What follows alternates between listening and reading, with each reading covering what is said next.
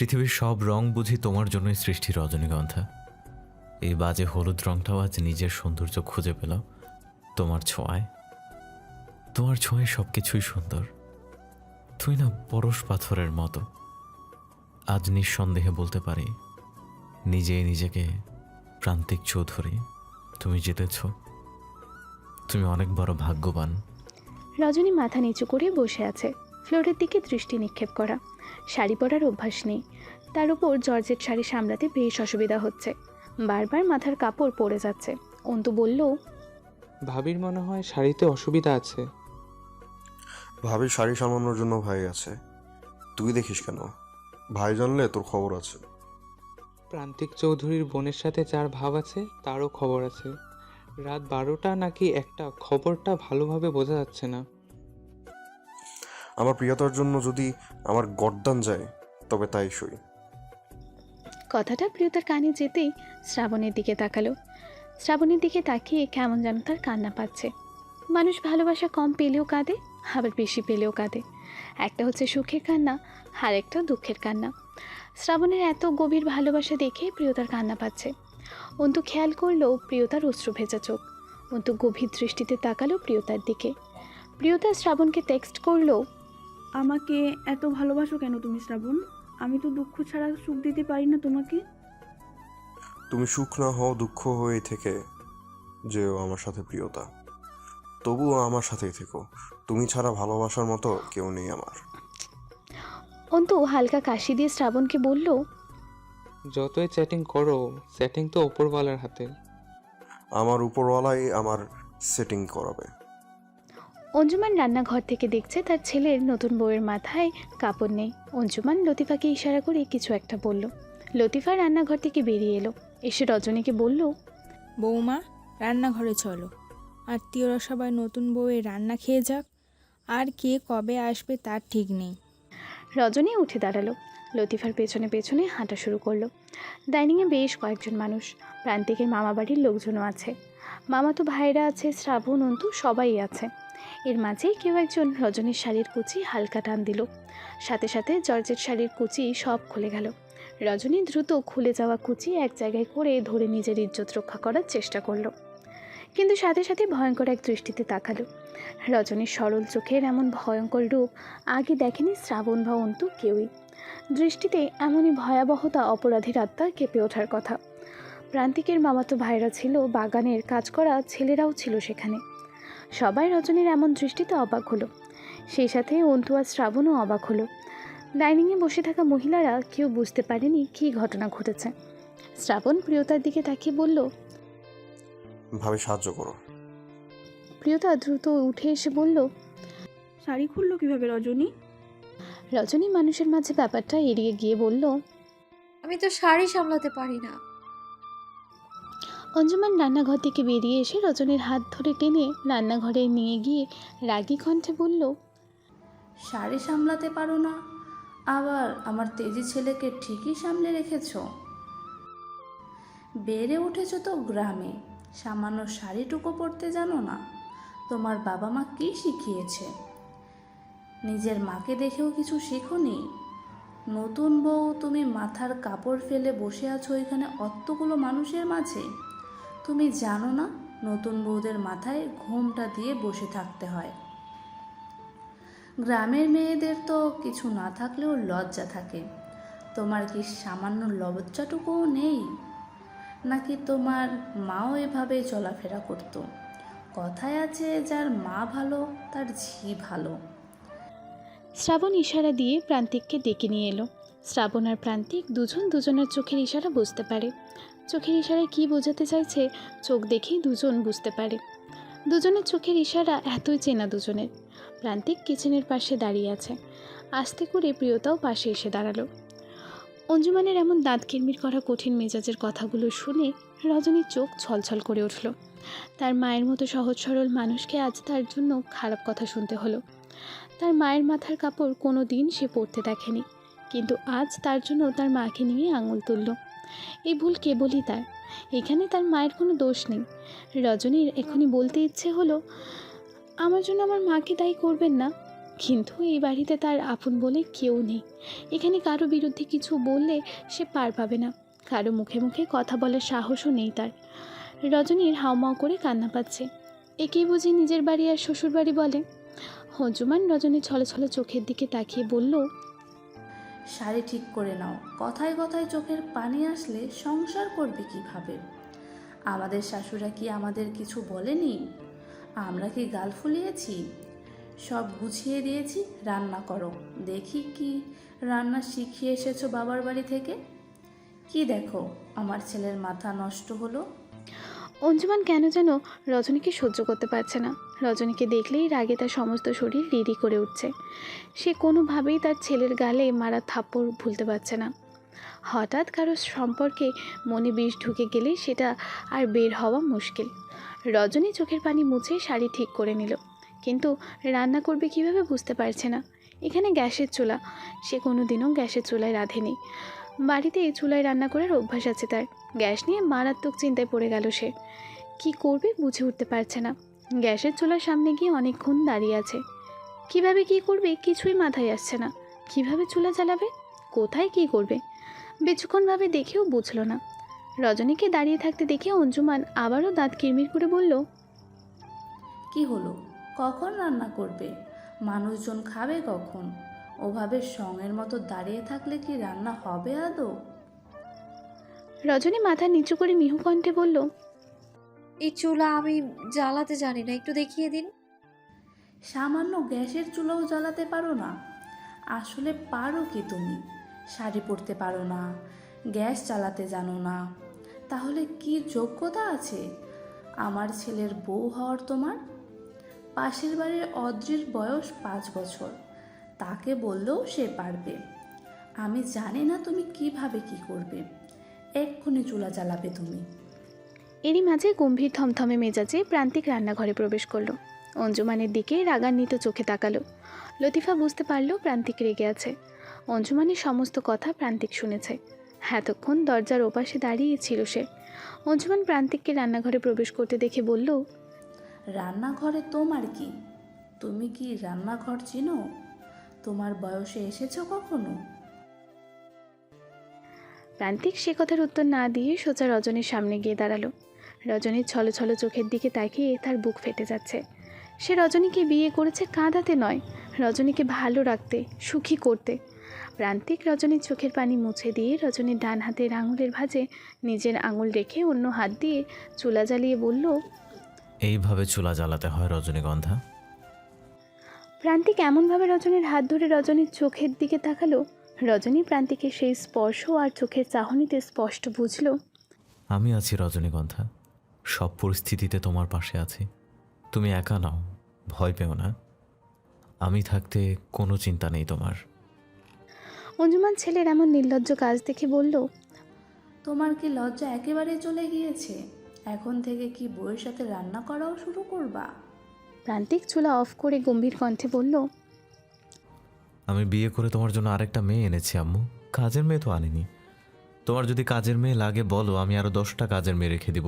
কিন্তু বাড়ির বউকে এভাবে বুঝিয়ে দিও না যে এ বাড়িতে তার কোনো মূল্য নেই। ও তাহলে কোন ভরসায় থাকবে এ বাড়িতে? মেয়েদের কি বিয়ে হয় শুধু শ্বশুর বাড়িতে কাজ করার জন্য? এর চেয়ে তো মেয়েরা মানুষের বাড়ি বাড়ি কাজ করলেই পারে। এতে তাদের নিজস্ব ইনকামও হবে, আর এর জন্য অন্য কারোর উপর নির্ভর করারও প্রয়োজন নেই। ও প্রান্তিক চৌধুরীর বউ, কোনো কাজের মহিলা নয়।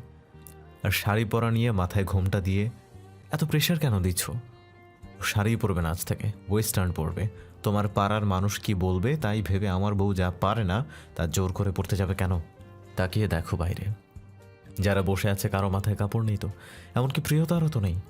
শুধু নতুন বউ বলে মাথায় কাপড় দেওয়ার নিয়ম আর ওদের বেলায় নাই। মাথায় কাপড় যদি দিতে হয় তাহলে প্রত্যেককেই তো দিতে হবে। অঞ্জুমান ছেলের দিকে তাকিয়ে দেখলো তার ছেলে নিজের মধ্যে নেই, রাগে থরথর করে কাঁপছে। তার ছেলের এই রাগ খুবই ভয়াবহ। অঞ্জুমান রজনীর দিকে আর চোখে তাকিয়ে আরও রেগে গেল রজনীর প্রতি। এই মেয়ের মাঝে কি আছে? তার ছেলে এই মেয়ের জন্য এমন হয়ে গেল কেন? এই মেয়ের জন্য তার ছেলে তার সাথে এলোমেলো কিছু বলতেও দুবার ভাবছে না। প্রান্তিকার কোনো কথা না বলে রজনীর হাত ধরে টানতে টানতে রুমে নিয়ে গেল, গিয়ে জোরে দরজা লাগিয়ে দিল। হঠাৎ দরজা দেওয়ার বিকট শব্দে সবাই তাকালো। লাজ লজ্জার মাথা খেয়ে কেউ যে এভাবে সবার মাঝে বউয়ের হাত ধরে টেনে নিয়ে দরজা লাগিয়ে দিতে পারে তা বোধহয় আগে কেউই দেখেনি। প্রিয়তা অঞ্জুমানের দিকে তাকিয়ে বলল, এসব কি শুরু করেছো আম্মু? তুমি কি সজ্ঞানে এসব করছো নাকি অজ্ঞানে এসব করছো? এভাবে কিন্তু ভাইয়ার সাথে তোমার সম্পর্ক নষ্ট হয়ে যাবে। আর মাঝখানে দোষ হবে বেচারি রজনীর, যে বিয়ের পরে কান পড়া দিয়ে তোমার ছেলেকে তোমার থেকে আলাদা করেছে। ঘরের দরজা লাগিয়ে প্রান্তিক এসি ছেড়ে দিয়ে রজনীকে বলল। শাড়ি খুলে ফেলাও। রজনী ড্যাব ড্যাব চোখে প্রান্তিকের দিকে তাকালো। প্রান্তিক নিজের শার্ট খুলতে খুলতে রজনীর দিকে তাকিয়ে বলল, ওভাবে তাকিয়ে কি ভাবছো? শাড়ি খুলতে বলেছি, মানুষ খুন করতে তো বলিনি। শাড়ি পরে কষ্ট পাচ্ছ তুমি। তোমার এই সামান্য কষ্ট আমি সহ্য করতে পারি না রজনীগন্ধা। তুমি কি জানো, চোখ দিয়ে পানি ছড়াও তুমি, আর রক্তাক্ত হয় আমার হৃদয়। এই তো কিছুক্ষণ আগেও রজনীর মনে হচ্ছিল তাকে ভালোবাসার মতো কেউ নেই এ বাড়িতে, কিন্তু না, তার এই ধারণা একদমই ভুল। তাকে তার চেয়েও বেশি ভালোবাসার মতো মানুষ এই দুনিয়াতে আছে, আর সে হলো প্রান্তিক চৌধুরী। এইটুকু উপলব্ধি করেই রজনীর চোখে আবারও পানি এলো। কোনোভাবেই চোখের পানি আটকে রাখতে পারল না। রজনী টলমলে চোখে কেঁদে দিল। প্রান্তিক শার্টের বোতাম খোলা বন্ধ করে রজনীর দুই বাহু ধরে বলল, আমার মায়ের জন্য সরি, রিয়েলি সরি। দেখবে সব ঠিক হয়ে যাবে। সে তোমাকে ভালোবাসবে, খুব ভালোবাসবে। রজনী এবার শব্দ করে কেঁদে উঠে প্রান্তিককে জড়িয়ে ধরল। এই প্রথম সে কোনো জড়তা ছাড়াই প্রান্তিকের বুকে নিজের আশ্রয়স্থল খুঁজে নিল। নিজের সমস্ত শক্তি দিয়ে প্রান্তিককে জড়িয়ে ধরে কেঁদে কেঁদে বলল, আপনি কেন আমায় এত ভালোবাসেন? বলুন না, কেন ভালোবাসেন এত? প্রান্তিক নিজের দু হাতে রজনীকে আগলে ধরে রজনীর মাথায় নিজের থুতনি ঠেকিয়ে বলল, তুমি বুঝো আমি তোমাকে ভালোবাসি। হ্যাঁ, বুঝি। তাহলে ভালোবাসো কেন আমায়? বাসি।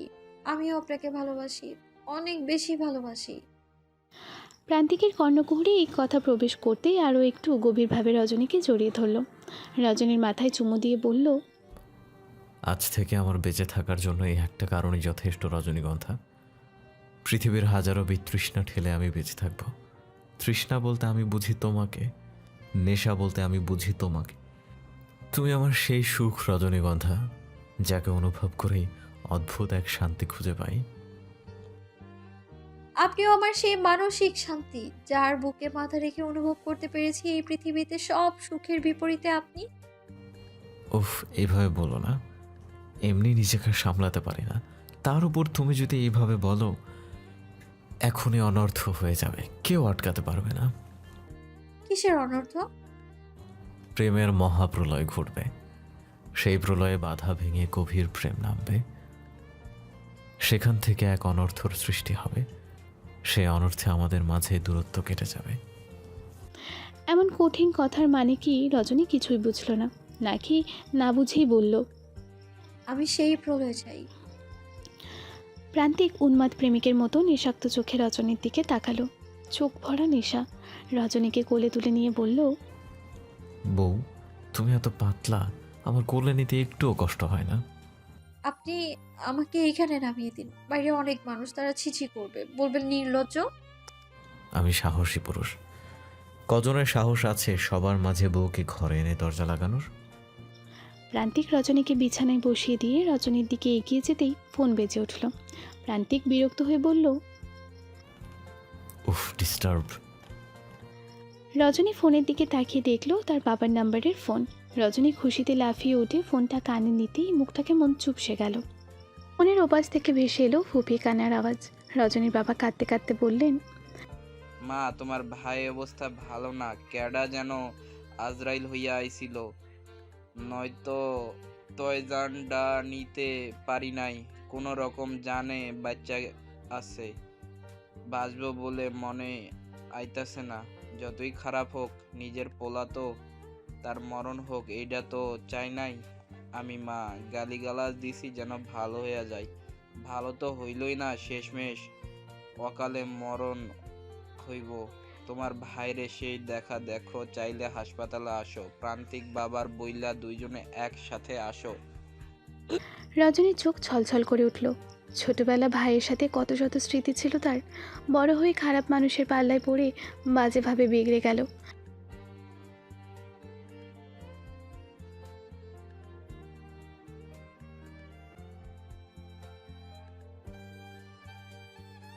সেই যে বিগড়ে গেল আর ভালো হলো না। যত খারাপই হোক, নিজের ভাইয়ের মৃত্যু তো মেনে নেওয়ার মতো নয়। রজনীর চোখ ছলছল দেখে প্রান্তিক ফোনটা কানে নিয়ে হ্যালো বলতেই রজনীর কান্নার কারণ বুঝতে পারল। অজানা ভয়ে বাসা বাঁধল প্রান্তিকের মনে। যদি রজনী জেনে যায় তাহলে কি হবে? রজনী তো ক্ষমা করবে না। রজনীকেই বা কীভাবে বোঝাবে তাকে বাজে কথা বলার জন্যই তার ভাইয়ের গায়ে সে হাত দিয়েছে? গভীরভাবে চিন্তা করে প্রান্তিক রজনীর কাঁধে হাত রেখে বলল, চলো হসপিটালে যাই। রজনী একটা সুতির শাড়ি পরে প্রান্তিকের সাথে বের হলো। ঘরের দরজা খুলতেই বাইরে দাঁড়িয়ে আছে প্রিয়তা, শ্রাবণ, অন্তু আর মেহবুব চৌধুরী। প্রান্তিক আর রজনীকে বের হতে দেখে সবাই বুঝলো ওরা বাইরে যাচ্ছে। মাহবুব চৌধুরী রীতিমতো ভয় পেয়ে গেলেন। তার ছেলে কি বাসা ছেড়ে চলে যাচ্ছে? মাহবুব চৌধুরী প্রান্তিকের হাত টেনে ধরে বললেন, কোথায় যাচ্ছ বাবা? বাইরে যাচ্ছি।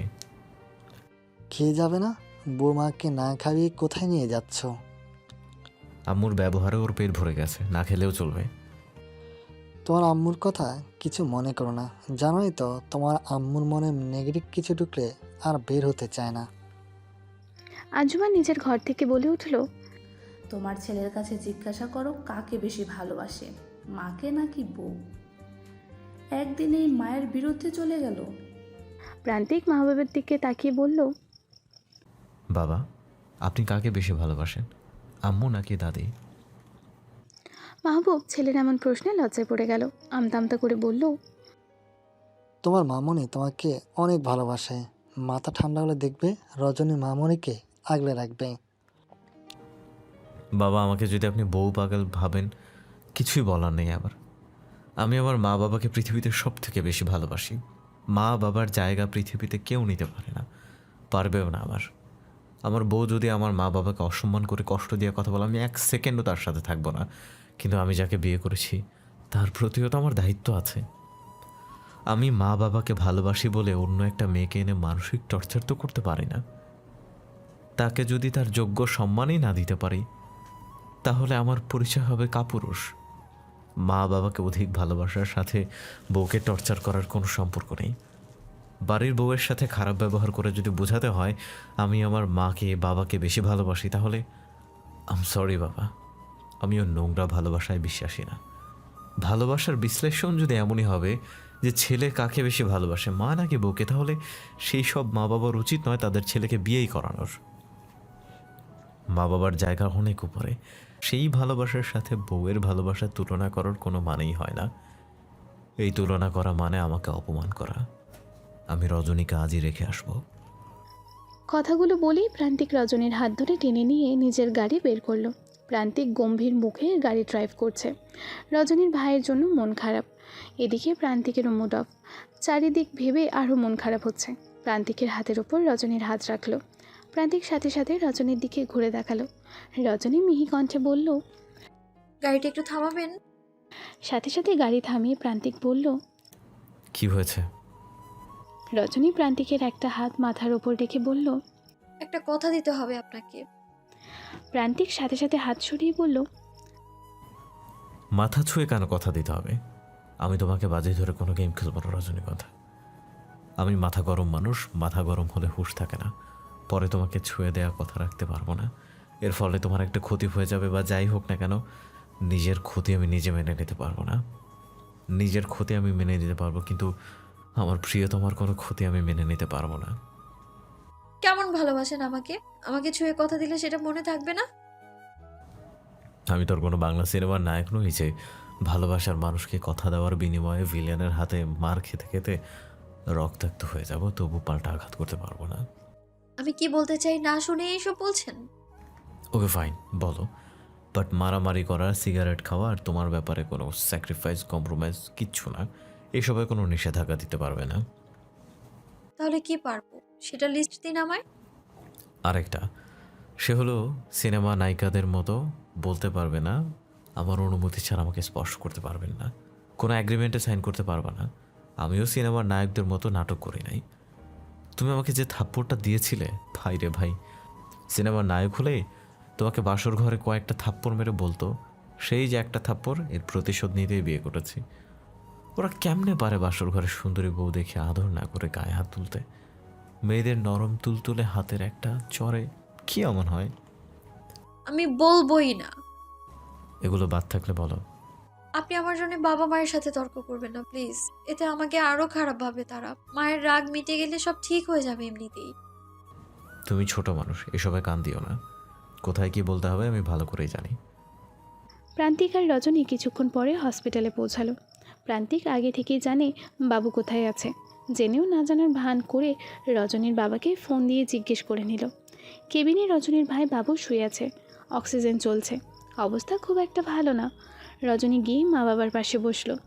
রজনী ওর মা বাবা সবাই কাঁদছে। প্রান্তিক রজনীর মা বাবাকে বলল, চিন্তা করবেন না, দেশের বাইরে পাঠাতে হলে আমিও পাঠাবো। যত টাকা লাগে ভাইয়া সুস্থ হয়ে যাবে, আমি সুস্থ করে তুলব, আপনারা শান্ত হন। প্রান্তিক ফোন নিয়ে বাইরে গিয়ে শ্রাবণকে ফোন দিয়ে বলল, আরে ভাই, রজনীর জন্য ওর কুলাঙ্গার ভাইকে এখন আমার ভাইয়া টাকা লাগছে। শিট, ভাবা যায় আমি ওই বাবুকে ভাইয়া রাখছি? শ্রাবণ হো হো করে হেসে দিয়ে বলল, ভাই এটা সেরা ছিল। আরে শালা, তুই হাসছিস? আরে ভাই, আপনি আমাকে শালা ডাকবেন কেন? ডাকবো তো। তাহলে কি দুলাভাই রাখবো? শ্রাবণ মুগ্ধ এক হাসি দিল। প্রান্তিক বলল, বাবুর অবস্থা এত খারাপ হলো কিভাবে? কাল রাতে তো এত খারাপ ছিল না। কেউ চক্রান্ত করেনি তো?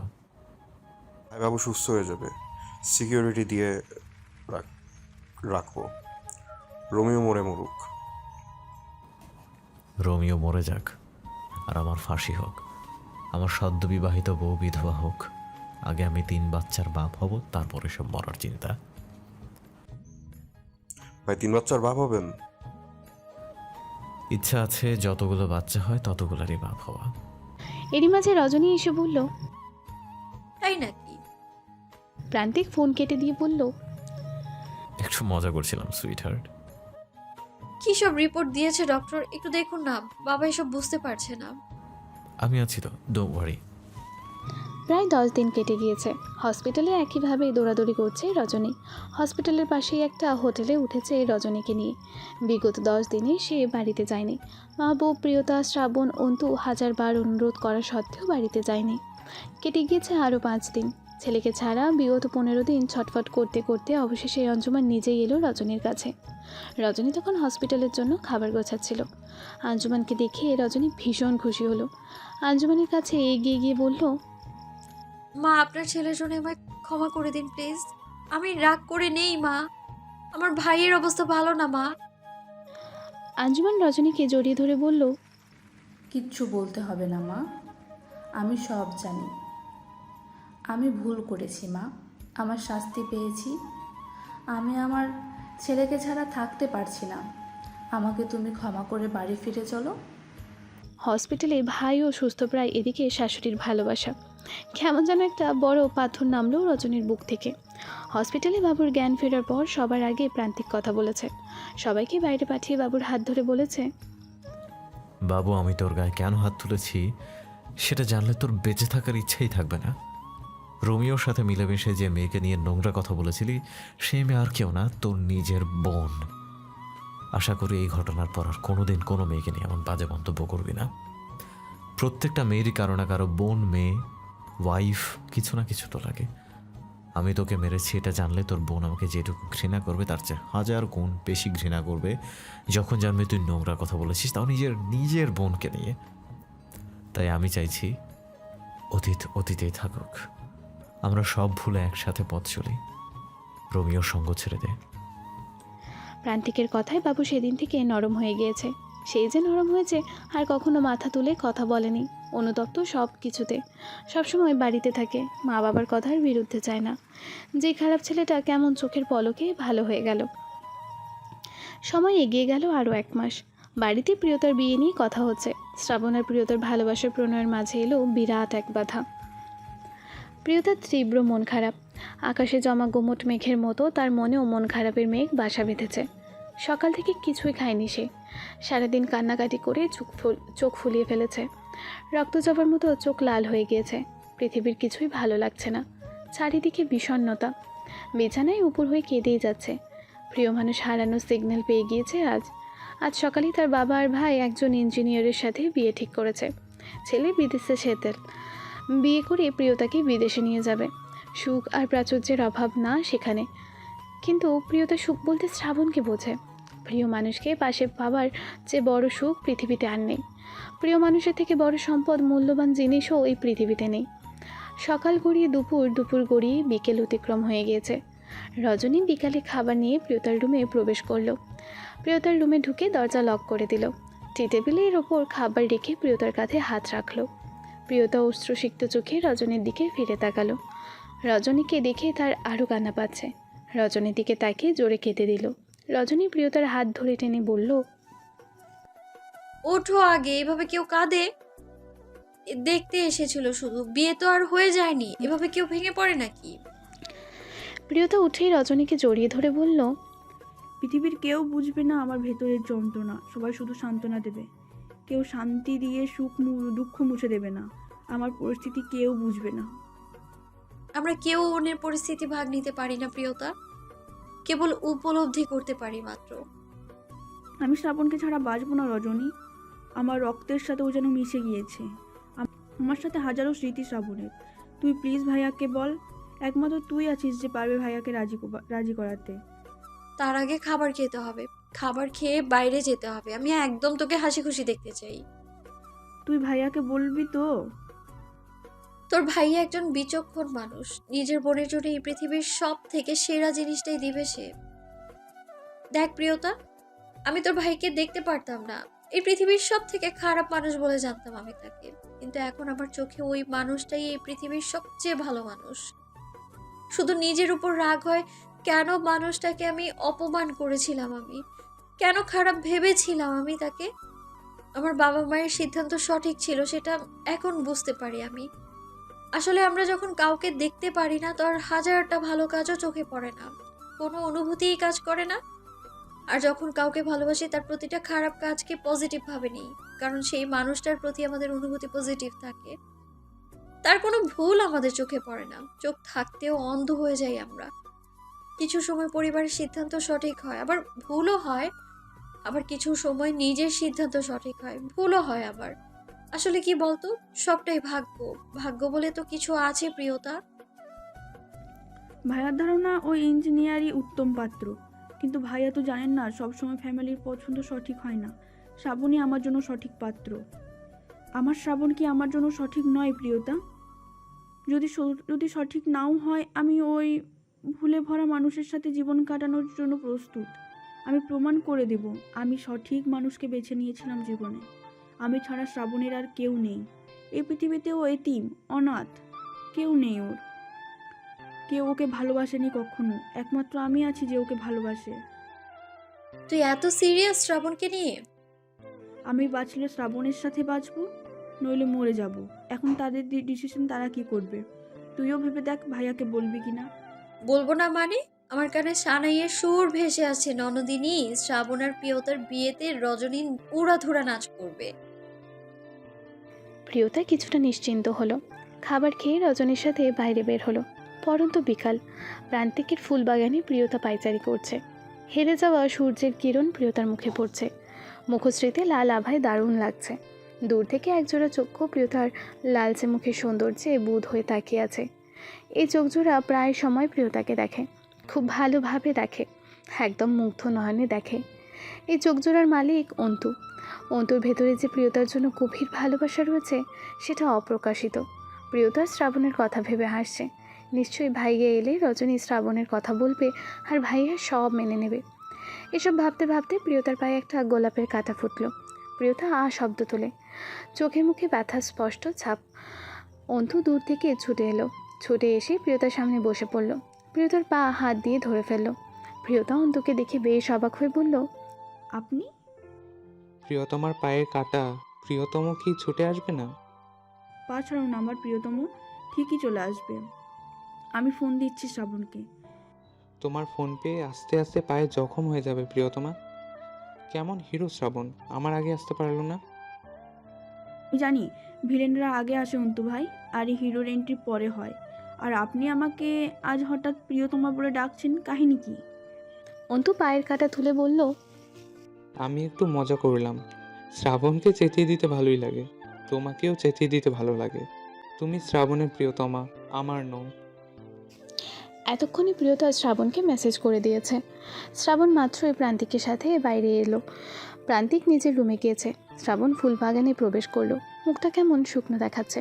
সারাদিনে নিশ্চয়ই কিছু খাওয়া হয়নি। শ্রাবণকে দেখেই অন্তু বলে উঠল, শ্রাবণ, তোর হয়ে আমি প্রক্সি দিচ্ছিলাম। শ্রাবণ ক্লান্ত চোখ মুখে প্রিয়তার দিকে তাকালো। আজ আর অন্তুর কথার কোনো উত্তর দিল না। অন্তু বুঝতে পারলো শ্রাবণের মন ভালো নেই, তাই আর কথা না বাড়িয়ে সরে গেল। শ্রাবণের চোখ অশ্রুসিক্ত। একটা ছেলে চোখের পানি অতি সহজে বের হয় না। প্রিয়তা শ্রাবণের চোখে পানি দেখে বলল, সারাদিন কোথায় ছিলে তুমি শ্রাবণ? ভাইয়ের সাথে। কিছু খেয়েছো? হুম। মিথ্যা বলছো কেন? আর আজ তুমি কাঁদছো কেন? তুমি কি একটা মেয়ে? আমি তোমাকে বহুবার বলেছি আমাদের ব্যাপারটা ভাইয়াকে জানাও, অথচ তুমি আজ না কাল না কাল না পরশু এভাবে করে ভাইয়াকে আজও জানালে না। শ্রাবণ একটা দীর্ঘ নিঃশ্বাস ছেড়ে বলল, ভাই আমাকে ভরসা করে প্রিয়তা। আমি কোন মুখে বলবো আমি আপনার বোনকে বিয়ে করতে চাই? হাজারবার চেষ্টা করেও পারিনি। আমি নিজেও জানি না কিভাবে বলবো। তাহলে আমার বিয়ে দেখতে চাও তুমি? আমার কপালটা এত খারাপ কেন প্রিয়তা? পৃথিবীর সব থেকে বাজে অনুভূতি নিজের ভালোবাসার মানুষকে অন্য কারো পাশে দেখা। সেই অনুভূতি আমাকে আজ হজম করতে হলো। এই ইঞ্জিনিয়ারকে করতে চাই আমি। কতজনকে খুন করবে তুমি? মানুষ খুন করার চেয়ে সহজ কাজ ভাইয়াকে গিয়ে বলা, সেটা পারবে না। আমি নিজে ভাইয়াকে বলবো। আমি বলবো আজ। হয় ভাই আমাকে ঘাড় ধাক্কা দিয়ে বের করে দিবে, নইলে খুন করবে, নইলে তোমাকে আমার হাতে তুলে দিবে। ভাইয়া তোমাকে ভালোবাসে শ্রাবণ, ভাইয়া সব মেনে নেবে। শ্রাবণ প্রিয়তার দুই গালে হাত রেখে বলল, আমার প্রাণ পাখি, তুমি ছাড়া বুকের খাঁচা শূন্য। যদি কখনো তুমি আমার না হও, জেনে রেখো আমার মৃত্যু হয়েছে। তুমি ভুলেও এসব বলবে না। আমি সৃষ্টিকর্তাকে বলবো আমার আয়ু যেন তোমার করে দেয়। দেখি পায়ে কোথায় কাটা ফুটেছে। অন্তু ভাইয়া কাটা তুলে দিয়েছে। এই অন্তটা ইদানিং তোমার দিকে তাকিয়ে থাকে। কখন? তুমি বুঝবে না ওসব। আমি জানি এবং খেয়াল করি যে তোমাকে দেখছে কে, কতবার তাকাচ্ছে। এত কেয়ারিং তুমি আমার প্রতি? ঠিক কতটা ভালোবাসি বুঝিয়ে বলা সম্ভব নয়। কিছু জিনিস অসম্ভব বুঝিয়ে বলা। শ্রাবণ নিচে বসে প্রিয়তার কাটা ফোটা পায়ে হাত বোলালো। হাত বোলাতে বোলাতে বলল, এত সুন্দর পায়ে কাটা ফুটলো, খুব ব্যথা পেয়েছো? খুব। ইস, অপেক্ষা করো একটু, এই আদর বিয়ের পরে হবে। শুধু বাজে কথা। প্রান্তিক বসে বসে সিগারেট টানছে। রজনী রুম ভরে পায়চারি করছে। প্রিয়তার ব্যাপারে কথা বলবে, কিন্তু শুরু করার সাহস পাচ্ছে না। প্রান্তিকের বিচক্ষণ চোখ রজনীর অস্থিরতা দেখেও কিচ্ছু বলছে না। রজনী কতক্ষণ পায়চারি করতে পারে সেই অপেক্ষায় আছে। এরই মাঝে প্রান্তিকের ফোনে কয়েকটা ছবি পাঠালো কেউ। ছবিগুলো দেখে প্রান্তিক অবাক হয়ে ছবিগুলো জুম করলো। শ্রাবণ আর প্রিয়তার কিছু ছবি। প্রান্তিক ফোনটা বিছানার উপর ছুঁড়ে ফেলে সিগারেট দ্রুত টানছে। প্রান্তিকের ভেতরে কী চলছে তা বোঝার ক্ষমতা কারো নেই। রজনী পায়চারি করতে করতে হাঁপিয়ে উঠে বলল, মানুষজন বিয়ে করে কি জন্যে? প্রান্তিক ভ্রু উঁচিয়ে রজনীর দিকে তাকিয়ে বলল, হোয়াট ডু ইউ মিন রজনীগন্ধা? মানুষ বিয়ে করে কি জন্যে সেটা জানতে চাইছি। এতদিনেও বুঝতে পারোনি নাকি আবারও বুঝাবো? কথা নেগেটিভ দিবেন নিবেন না তো একদম। আপনার মনে কি আছে সত্যি করে বলুন। তুমি আছো আর কি, থাকবে। যে হৃদয়ে সিগারেটের পোড়া গন্ধ, সেই হৃদয়ে আমি নেই। আপনার হৃদয়ে আছে শুধুমাত্র সিগারেট, সেখানে ফুল থাকবে কি করে? এত রেগে আছো কেন? হ্যাঁ, আমি কি সিগারেট খেয়ে কখনো তোমাকে কিস করছি? ব্রাশ করে ফ্রেশ হয়ে তারপর না করে। আজ থেকে আপনি সিগারেট খেলে আমিও খাবো। আমিও রাস্তাঘাটে সিগারেট খাবো আর ধোঁয়া উড়াবো। শুধু সিগারেট? বিয়ার খাবে না? সে আবার কি? মদ। আপনি ওসবও খান? তুমি খাবে না? নিশ্চয়ই খাবো। আপনি যা খাবেন আমিও তাই তাই? খাবো। হ্যাঁ। প্রান্তিক রজনীর দিকে সিগারেট এগিয়ে দিয়ে বলল। নাও টান দাও। রজনী প্রান্তিকের হাত থেকে সিগারেট নেওয়ার জন্য হাত বাড়াতেই প্রান্তিক রজনীর হাত ধরে টান দিয়ে কোলের ওপর বসালো। হাতে সিগারেট ফেলে দিলে রজনীর ওষ্ঠে গভীর চুম্বন দিয়ে বলল। সিগারেট খেতে চাইছো তাই খাওয়ালাম সিগারেট। সিগারেট খেলেও যে ফ্লেভার পেতে, সেই ফ্লেভারের চুমু দিলাম রজনীগন্ধা। এখন থেকে এভাবে রোজ সিগারেট খাওয়া তোমার।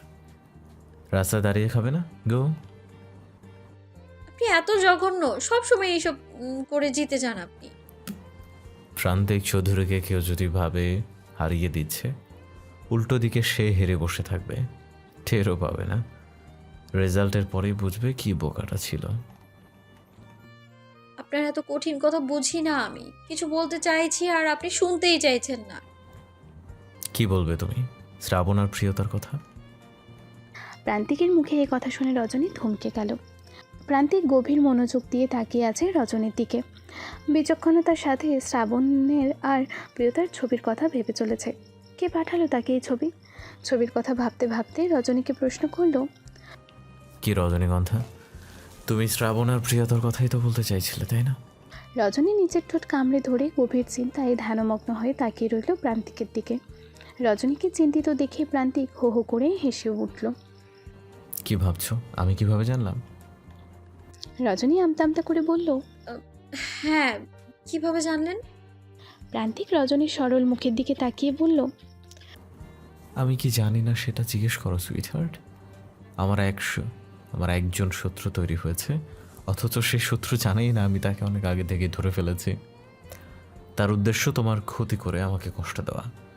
মানুষ এত বোকা কিভাবে হয় বলো? তার বোঝা উচিত প্রান্তিক চৌধুরীর চোখ ফাঁকি দেওয়া এত সহজ নয়। শুধু দেখে যাচ্ছি আমার সব প্ল্যান সাজানো শেষ। আমার সাথে প্রতারণার শাস্তি কত ভয়াবহ হবে সে বুঝতেই পারছে না। আমি দাবার যে গুটি সাজিয়েছি তা সে বুঝতে পারবে না কিভাবে গেমে হারিয়ে দেব। তার মনে হবে আমি কিছুই জানি না, কিছুই বুঝি না। আরও এক ধাপ তার কাছাকাছি এগিয়ে যাব, আরও বেশি ক্লোজ হব। তারপর সে আঘাতটা করব যে আঘাতের কথা তার কল্পনাতেও ছিল না। প্রতারকের শাস্তি দিতে প্রান্তিক কত বড় গেম খেলতে জানে এবার বুঝবে। শুধু কষ্ট হচ্ছে নিজের প্রিয় মানুষদের গুটি হিসেবে ব্যবহার করতে হবে। রজনীর ভয়ে আত্মা শুকিয়ে এলো। প্রান্তিক এত ভয়াবহ আর বিচক্ষণ তার কল্পনার বাহিরে ছিল। শত্রুকে বুঝেও দিল না, তার সব প্ল্যান জেনে গিয়েছে। তবুও রজনী প্রশ্ন করল। আচ্ছা, যদি আপনার শত্রু আপনার প্ল্যান বুঝে যায়, আপনার চেয়েও চালাক হয়? সে অনেক চালাক, বুঝলে? চালাক না হলে কি আর প্রিয়তার শ্রাবণের ছবি আমার ইনবক্সে দেয়? How nonsense. আপনি এখন কি করবেন? শ্রাবণ আর প্রিয়তাকে কি মেনে নেবেন না? শ্রাবণ এত বোকা কেন? আমি ওর চোখ দেখে অনেক আগেই বুঝে গিয়েছিলাম ওর চোখে কি আছে। ওর মতো কাপুরুষের সাথে কি আমার বোনের বিয়ে দেওয়া মানায়? আমি কি ওকে মেরে ফেলতাম?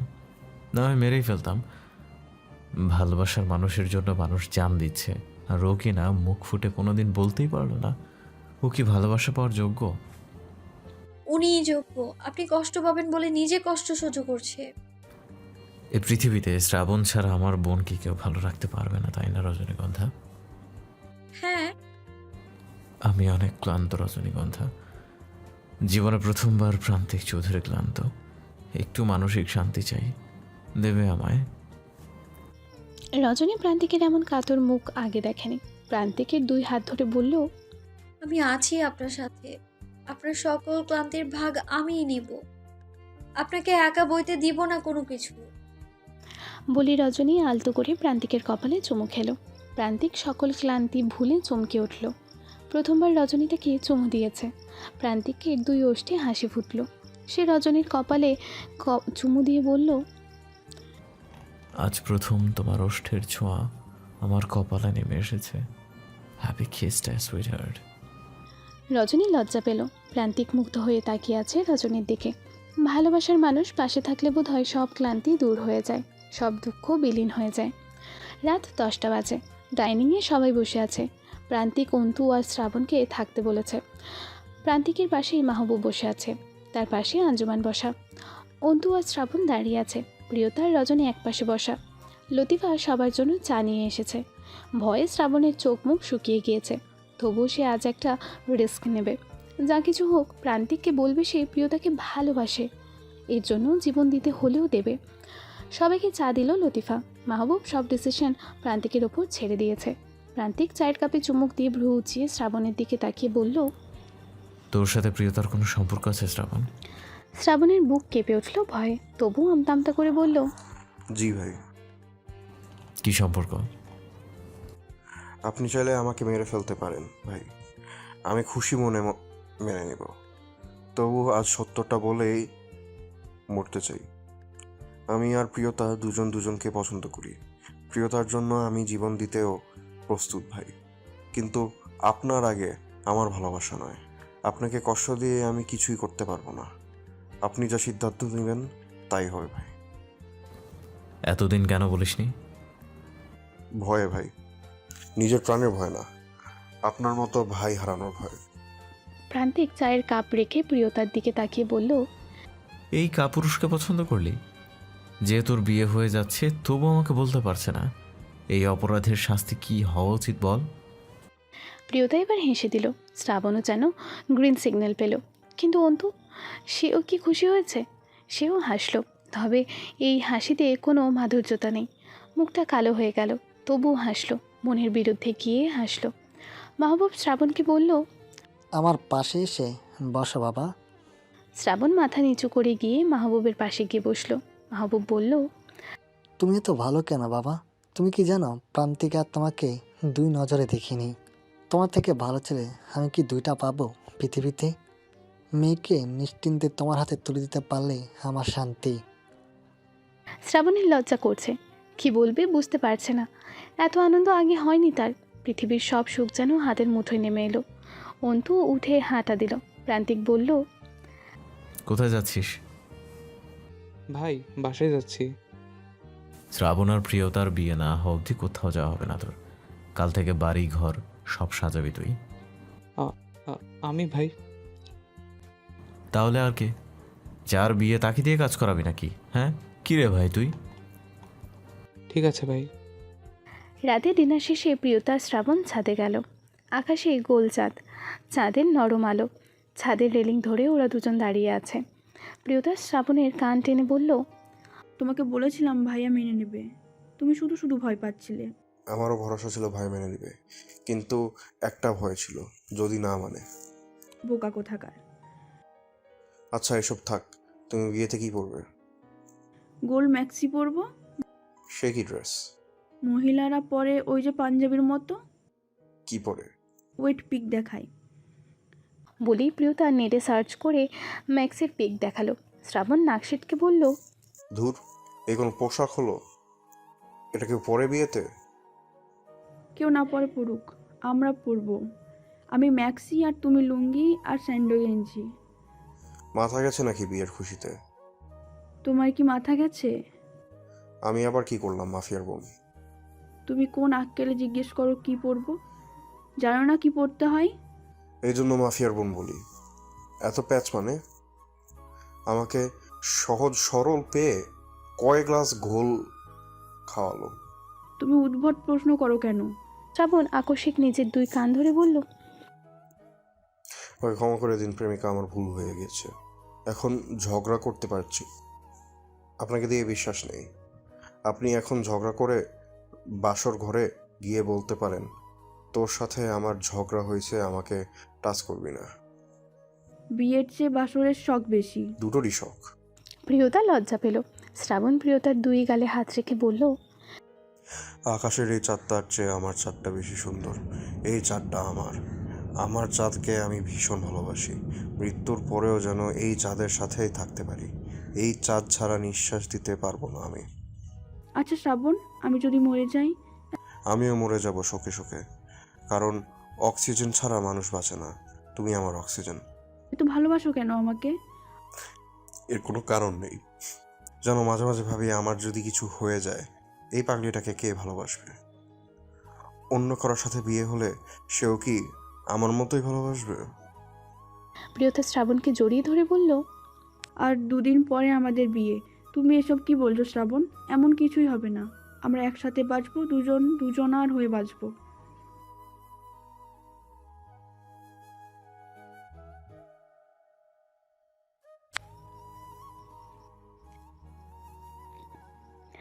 প্রিয় মানুষকে আপন করে পাওয়ার মতো আনন্দ বোধ হয় এই পৃথিবীতে নেই।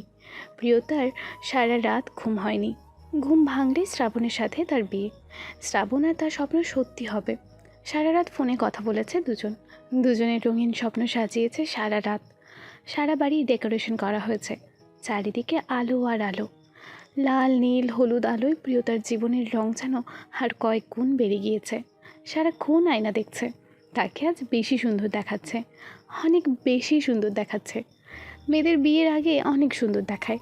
পৃথিবীর সব সৌন্দর্য একটা মেয়ের মাঝে নেমে আসে। আচ্ছা, শুনেছি মন খারাপের রাত নাকি ঠিকভাবে পার হতে চায় না, কিন্তু আমার তো খুশির রাতও পার হতে চাচ্ছে না। কি করবো বলো তো? পাগলি একটা না তুমি। রাত না কাটে না কাটুক, আমি তো আছি। আমি সারা রাত কথা বলবো তোমার সাথে। প্রিয়তা শ্রাবণকে বলেছে। ফোনে কথা বলতে বলতে সকাল হয়ে এসেছে প্রায়। ফজরের আজান ভেসে আসছে চারিদিক থেকে। প্রান্তিক সারা রাত ঘুমায়নি। বোনের বিয়ের সব আয়োজন মানুষজন নিয়ে সারা রাত জেগে জেগে করেছে। এখন তার হালকা ঘুম ধরেছে, মাথাও ব্যথা করছে। রুমের দরজা খুলে রুমে প্রবেশ করলো। ডিম লাইটের হালকা কৃত্রিম আলোতে রজনীর মুখটা যেন ফুলের পাপড়ির মতো লাগছে। প্রান্তিকের চোখ দুটো থমকে গেল রজনীর মুখের দিকে তাকিয়ে। সৃষ্টিকর্তার নিখুঁত সৃষ্টি প্রান্তিক চৌধুরীর রজনীগন্ধা। প্রান্তিক কোনো শব্দ না করে রজনীর পাশে গিয়ে বসল। অপলক নয়নে মুগ্ধ হয়ে দেখছে রজনীকে। আলতো করে রজনীর গালে হাত রাখল, কপালে আলতো করে ওষ্ঠ স্পর্শ করল। রজনী ঘুমের ঘড়ি প্রান্তিকের হাত টেনে ধরে বুকের সাথে দুই হাতে আলিঙ্গন করে ঘুমের রাজ্যে গভীরভাবে প্রবেশ করল। প্রান্তিকের হাত সরাতে ইচ্ছে করল না, তাহলে রজনী জেগে যাবে। বেশ কিছুক্ষণ কেটে গেল। প্রান্তিক কতক্ষণ বসে থাকবে? মনে মনে বলছে জাস্ট একটা হাত জড়িয়ে ধরে ঘুমাচ্ছে কেন? আজ তো এই মানুষটাকে জড়িয়ে ধরবে। প্রান্তিক নিজের হাত সরিয়ে এনে নিজে শুয়ে পড়ল রজনীর সাথে মিশে। রজনীর একটা হাত নিজের গায়ের ওপর দিয়ে দিল। একটা তন্ত্ররত মানুষ কি জড়িয়ে ধরতে পারে? রজনীর হাত পড়ে যাচ্ছে বারবার। প্রান্তিক বিরক্ত হচ্ছে, কেন সে কিছুক্ষণ আগে তার হাতটা সরালো? এইসব ভেবে রজনীর ঘুম ভাঙার তোয়াক্কা না করে নিজেই শক্তভাবে রজনীকে জড়িয়ে ধরল, একদম বুকের সাথে মিশিয়ে ধরল। ঘুমন্ত মেয়েটার ঘুমের দফা রফা করে ছাড়ল, ননস্টপ চুমু দিয়ে ঘুম ভাঙিয়ে ছাড়ল। রজনীর গভীর ঘুম ভেঙে যাওয়ায় সে ভীষণ বিরক্ত হলো। ঘুম ভাঙতেই আবিষ্কার করলো সে প্রান্তিকের দুই হাতের শক্ত বাঁধনে। ঘুম ভাঙায় বিরক্ত হয়ে বলে উঠল, একদম টাচ করবেন না, আমার ঘুম পাচ্ছে। তোমাকে জড়ায় না ধরলে আমার ঘুম আসে না। হাগ অবধি ঠিক ছিল, তারপর কি করছিলেন? কিস না করলেও না ঘুম আসে না। আপনার ঘুম আসে না বলে আমার ঘুম নষ্ট করবেন? আমার ঘুমের দফা রফা করে তুমি শান্তিতে ঘুমাবে তা কি করে হয়? আর সেই জন্যে আমার ঘুমের দফারফা করবেন? ইয়াস, আমার রোম্যান্টিক ম্যান। বউয়ের সাথে বউয়ের ঘুমের যদি একটু ডিস্টার্বই না করি তাহলে কিসের রোম্যান্টিক পুরুষ হলাম? একটু আপনি রেগুলার এইসব করেন। আরও করব, যতদিন বেঁচে থাকবো। চুলে পাকা ধরলেও করব। সভ্য পুরুষ। এখন অসভ্যতা স্টার্ট হবে। Come on baby. ঘুমোবো আমি। ঘুম ঘুম চোখে এত নিঃস্বার্থ কণ্ঠে কথা বললে তো অসভ্যতা আরও বেশি করে বাড়বে রজনীগন্ধা। রজনী শান্ত বালিকার মতো আবারও চোখ বুঝল। চোখ বুঝে প্রান্তিকের বুকে ঢলে পড়ল। প্রান্তিক খুব আদরের সাথে রজনীকে জড়িয়ে ধরল। পরম আদর যত্নে রজনীর মাথায় হাত বুলিয়ে দিতে দিতে দুজনেই ঘুমিয়ে গেল। পরের দিন সকালে রজনী গোসল শেষ করে সাজগোজ করছে। এমন সময় রজনীর ফোনে একটা ভিডিও আসে। রজনী ভিডিওটা প্লে করে দেখল প্রান্তিক ওর ভাইকে মারছে, সাথে বিশ্রী গালিগালাজও করছে। রজনীর সাথে সাথে প্রান্তিককে ডাকলো। ব্যস্ততার মাঝে প্রান্তিক এসে বলল, অনেক কাজ বাকি, দ্রুত বলো। রজনী ভিডিওটা প্রান্তিকের সামনে প্লে করে দেখিয়ে বলল, কি এটা? প্রান্তিকের চোখ কপালে উঠে গেল। রজনী এই ভিডিও কোথায় পেল? প্রান্তিকের বুঝতে বাকি নেই কাজটা কার। প্রান্তিক মোলায়েম কণ্ঠে বলল, এটা আগের ভিডিও। আপনি আমার ভাইকে কেন এইভাবে মেরেছিলেন? দেখো, আমাকে ভুল বোঝো না। তোমাকে কেউ ভুল বোঝানোর জন্য এটা দিয়েছিল। আমি জানতে চাই কেন মেরেছিলেন আপনি? কারণ ও আমার ভালোবাসার মানুষকে নিয়ে নোংরা কথা বলেছিল। আপনার ভালোবাসার মানুষ আমাদের বিয়ের পরেও আপনার ভালোবাসার মানুষ ছিল। আমি আর কোনো উত্তর দিতে পারবো না। আপনার জীবনে আমি বাদেও ভালোবাসার মানুষ আছে, যে আপনার জীবনে এত গুরুত্বপূর্ণ, তার জন্য আমার ভাইকে মেরে ফেলতে চাইছিলেন আপনি। হ্যাঁ, সে অনেক গুরুত্বপূর্ণ। তাহলে আমার সাথে প্রেম প্রেম নাটক করেন, ভালোবাসার নাটক করেন আপনি, কিন্তু কেন করেন এই নাটক? আজ প্রিয়তার বিয়ে, অনেক ব্যস্ত আমি, এসব প্রশ্ন করো না। আমার প্রশ্নের উত্তর দিতে হবে আপনাকে। যত উত্তর খুঁজতে চাইবে ততই কষ্ট পাবে, সো বাদ দাও। রজনী কান্নায় ভেঙে পড়ল, কাঁদতে কাঁদতে বলল, আমি আপনাকে বিশ্বাস করেছিলাম, ভালোবেসেছিলাম, ভরসা করেছিলাম আমি আপনাকে, নিজের থেকেও বেশি বিশ্বাস করেছিলাম আপনাকে আমি। আপনি আমার সহজ সরল মনটাকে ভেঙে খান খান করে দিয়েছেন। আপনি প্রমাণ করলেন আপনার মতো ছেলেরা লম্পট হয়, হাজার নারীতে আসক্ত হয়, এরা ঠকবাজ, এরা কাউকে ভালোবাসতে জানে না। আমি এক নারীতে আসক্ত, আর সেই নারী তুমি। নিশ্চয়ই প্রমাণ পাবে তুমি ঠকনি। তোমার বিশ্বাসে ভুল নেই, ট্রাস্ট মি। ট্রাস্ট আপনাকে? I hate you, I just hate you.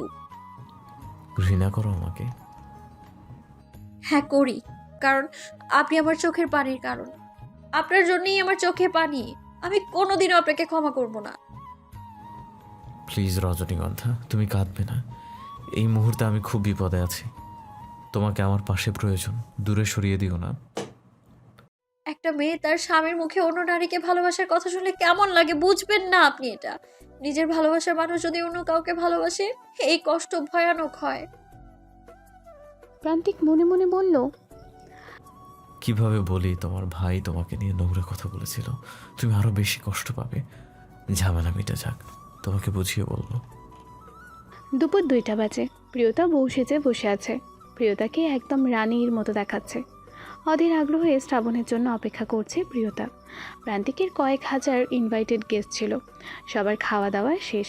এখন বিয়ে পড়াবে। শ্রাবণ বাসর ঘর প্রিয়তাকে দেওয়ার জন্য গিফটে কিনতে গিয়েছে সেই সকালে, এখনও ফিরে আসেনি। সকাল গড়িয়ে দুপুর, আর দুপুর গড়িয়ে বিকাল, অথচ শ্রাবণের খোঁজ নেই। ফোনের পর ফোন দিচ্ছে প্রান্তিক। ধীরে ধীরে সবার মাঝে ছড়িয়ে গেল প্রিয়তার পাত্র নিখোঁজ। সবাই ফোনের পর ফোন দিয়ে যাচ্ছে, অথচ শ্রাবণের ফোন অফ, ফোনই ঢুকছে না। প্রিয়তা নিজেও চেষ্টা করছে, কিন্তু ফোন ঢুকছে না। প্রিয়তার বধূ সাজা রঙিন মুখটা চুপসে এতটুকু হয়ে গিয়েছে, চোখ ছলছল করছে। এমন তো হওয়ার কথা ছিল না। প্রিয়তা বারবার ওপর ঠোঁট দিয়ে নিচের ঠোঁট চেপে ধরে নিজেকে সামলানোর চেষ্টা করছে, কারণ সে জানে শ্রাবণ আসবে, আর শ্রাবণকে আসতেই হবে, শ্রাবণ আসবেই।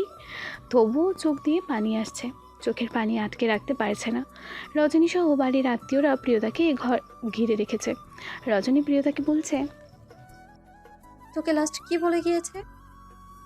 বললো গিফট আনতে যাচ্ছি তোমার জন্য। তাহলে শ্রাবণ ভাইয়া কোথায় হারিয়ে গেল? ওর লাশ আসলেই এখানে আসবে। ও হারানোর মতো ছেলে নয় রজনী, নিশ্চয়ই কোনো বিপদ হয়েছে ওর। কিন্তু দেখ, চারদিকে সবাই বলছে বর বিয়ে করবে না বলে পালিয়েছে। এসব মানুষদের দূর হয়ে যেতে বল, আমি আর নিতে পারছি না। মানুষকে দূর করে কি হবে? শ্রাবণ ভাইয়া তো সত্যিই আসেনি। কেন আসছে না ও? কি হয়েছে ওর? ও ভালো আছে তো? আমার শ্রাবণের কিছু হয়নি তো? আমার বিয়ের দরকার নেই, তবুও যেন আমার শ্রাবণ ভালো থাকে, ওর যেন কিছু না হয়। চারিদিকে হইচই পড়ে গিয়েছে, প্রিয়তার বর বিয়ে করবে না বলে পালিয়েছে। মানুষ নানা ধরনের গুজন ছড়াচ্ছে। কিছু মানুষ খুশিও হয়েছে, এদের খুশির কোনো কারণ নেই, তবুও খুশি হয়েছে, কারণ এরা মানুষই এমন। অন্যের ক্ষতি দেখলে, কষ্ট দেখলে এদের পৈশাচিক আনন্দ লাগে। নিজের কোনো ভালো কর্মের মাঝে আনন্দ খুঁজে পায়নি এরা। এদের আনন্দ অন্যকে পচিয়ে, অন্যকে নিয়ে নোংরা সমালোচনা করার মাধ্যমে। শ্রাবণকে খুঁজতে লোক পাঠানো হয়েছে, পুলিশ পাঠানো হয়েছে, কিন্তু কেউ কোনো সন্ধান দিতে পারেনি। কেউ কেউ তো বলেই ফেলেছে এত খোঁজাখুঁজি করে পাওয়া যাবে না। কেউ নিজ ইচ্ছায় হারালে তাকে কখনো খুঁজে পাওয়া যায় না। মানুষের এসব বাজে কথা প্রিয়তার সহ্য হচ্ছে না। মানুষ এত খারাপ কেন? এত খারাপ কথা কেন বলছে মানুষ? কি আনন্দ পাচ্ছে সবাই? প্রিয়তা কাঁদতে কাঁদতে কোনো কথা বলতে পারছে না। চোখের কাজল লিপটে একদম কালি হয়ে গিয়েছে পুরো মুখ। সাজগোজ বিশ্রী লাগছে দেখতে। প্রিয়তার মন বলছে শ্রাবণ আসবে, শ্রাবণকে আসতেই হবে। ধীরে ধীরে সময় গড়াচ্ছে, কিন্তু শ্রাবণের আর খোঁজ নেই। একসময় প্রিয়তা কাঁদতে কাঁদতে সেন্সলেস হয়ে যায় রজনীর কাঁধের ওপরেই। রজনী প্রিয়তার মুখ ধরে ডাকাডাকির পরেও কোনো হুঁশ এলো না। মানুষ আরও ভিড় জমিয়েছে প্রিয়তাকে ঘিরে। অন্তু দূর থেকে ছুটে এলো, মানুষজন ঠেলে অন্তুকে ধমক দিয়ে বলল, আপনারা যান, যার যার বাড়ি যান, আপনাদের ভিড়ে প্রিয়তা মারা যাবে। অন্তু ভাইয়া প্রিয়তাকে ঘরে নিতে হবে। অন্তু প্রিয়তাকে পাজাকোলা করে তুলে নিয়ে প্রিয়তার ঘরের দিকে গেল। সাথে রজনীও আছে। অন্তু প্রিয়তার মুখের দিকে তাকিয়ে আছে। এই সুন্দর ফুটফুটে মেয়েটার মুখে হাসি ছাড়া অন্য কিছু মানায় না। মায়াবী মুখটা জুড়ে রয়েছে মলিনতা, তার কষ্টের ছাপ। অন্তু মনে মনে বলছে, তোমার এই কষ্টের ভাগ আমি নিতে চাই। তোমার সব কষ্ট আমাকে দিয়ে দাও, তবু তুমি কষ্ট পেও না। তোমার সুখের জন্য তোমার সব কষ্ট আমি মেনে নিতে রাজি আছি। অন্তু প্রিয়তাকে নিয়ে ওই রুমের বিছানায় শুইয়ে দিল। রজনী বালিশ দিল মাথার নিচে। রজনী আর অন্তু দুজনে মিলে প্রিয়তার জ্ঞান ফেরানোর চেষ্টা করছে। চোখে মুখে পানি দিচ্ছে, তবুও জ্ঞান ফিরছে না। অন্তু বলল, ভাবি, ওর কাছে থাকুন, আমি ডাক্তার নিয়ে আসি। অন্তু হাঁটা দিতেই প্রিয়তা অন্তুর হাত টেনে ধরে বলল, অন্তু ভাইয়া। অন্তু তুফানের গতিতে প্রিয়তার দিকে ফিরল। প্রিয়তার তার হাত ধরেছে, অবাক হলো। অন্তু যেন বাকরুদ্ধ, ভীষণ অবাক হয়ে বলল, বলো। আপনার কাছে কোনোদিন কিছু চাইনি, আজ চাইছি আমার ভালোবাসা খুঁজে এনে দিন। শ্রাবণ আমার ভালোবাসা, আমি শ্রাবণকে ছাড়া বাঁচবো না। আমার ভালোবাসা আমার কাছে এনে দিন অন্তু ভাইয়া, প্লিজ অন্তু ভাইয়া, আমার শ্রাবণকে চাই। তুমি আমার কাছে এ কি চাইলে প্রিয়তা? যা অসম্ভব তাই চাইলে? অসম্ভব মানে? কেন অসম্ভব? আমার শ্রাবণের কিছু হয়েছে? তুমি আমার কাছে সুখ চাইলে আমি সুখ এনে দিতে পারতাম, কিন্তু শ্রাবণকে হয়তো পারবো না। আমার সুখী শ্রাবণ। মাঝে মাঝে আমরা বিষকে অমৃত ভাবি প্রিয়তা, কিন্তু যখন ভেতর জলে পুড়ে মৃত্যুর দিকে চলে যায়, আমরা শেষ হয়ে যাই, তখন বুঝতে পারি অমৃত ভেবে বিষ পান করছিলাম আমরা। অন্তুর কথায় প্রিয়তার ভেতর কেমন খা খা করে উঠল। খারাপ ইঙ্গিত পেল সে। সে বুঝতে পারল তার কল্পনার বাইরে কিছু হতে চলেছে। অজানা এক ভয়ে বুক কেঁপে উঠল। এরই মাঝে অঞ্জুমান, মাহবুব আর প্রান্তিক প্রিয়তার রুমে প্রবেশ করলো। অঞ্জুমান সহ সবার মুখ থমথমে। প্রিয়তা সবার মুখের এমন ভাব দেখে বলল, কি হয়েছে? শ্রাবণ আসেনি? অঞ্জুমান কিছু না বলে প্রিয়তার হাতে একটা চিঠি ধরিয়ে দিল। থমথমে মুদে বলল, এটা পড়ো। যার জন্য কেঁদে কেঁদে সাগর বানাচ্ছ, তার আসল রূপ দেখো। আমরা তো তোমার পছন্দের মানুষকে মেনেই নিয়েছি, কিন্তু তুমি কাকে পছন্দ করলে? আমরা নিষেধ করলেও তো মানতে না। এখন দেখো তার আসল রূপ। প্রিয়তা অঞ্জুমানের হাত থেকে চিঠিটা নিয়ে পড়তে শুরু করলো। প্রিয়তা, জানি না কখন এই চিঠি তুমি পড়বে। আমি তোমার কাছে ক্ষমাও চাইব না, সারা জীবন অভিশাপ দিও সমস্যা নেই। তুমি আমার আসল চেহারা জানো না। তোমাকে সরাসরি এসব আমি বলতে পারতাম না, তাই চিঠিটা লিখলাম। আমি তোমাকে কখনো ভালোবাসিনি, যা করেছি সব অভিনয়। আমার জীবনে ভালোবাসা বলে কিছু নেই। আমার উদ্দেশ্য ছিল তোমাকে আমার বিছানায় আনা, কিন্তু পারিনি। তার একমাত্র কারণ প্রান্তিক চৌধুরী। তোমার ভাইয়ের জন্য হাজারবার চেষ্টা করেও তোমার দিকে হাত বাড়ানোর সাহস পাইনি আমি। তুমি ছাড়া অনেক মেয়েই আমার জীবনে আছে। কত মেয়ে আমার বিছানায় এসছে আমি গুণে রাখিনি। একটা মেয়ের সাথে এক রাত কাটানোর পর আমার আর সেই মেয়েকে ভালো লাগে না। অনেক মেয়ের চোখের পানি দেখেছি, আমি এসবে অভ্যস্ত। তোমার পিছে দীর্ঘদিন থেকেছি, এর অনেক বড় কারণ ছিল। সেই কারণ আমি বলতে পারবো না। আমি আমার উদ্দেশ্য সফল হতে গিয়ে ফেঁসে যাচ্ছিলাম। বিয়ে করার মতো ঝামেলায় পড়ব বুঝিনি। বিয়ের কথা আমি ভাবতেও পারিনি। এসব আমার লাইফের রুলস নেই। তবে রজনী মারাত্মক জোশ থাকতে।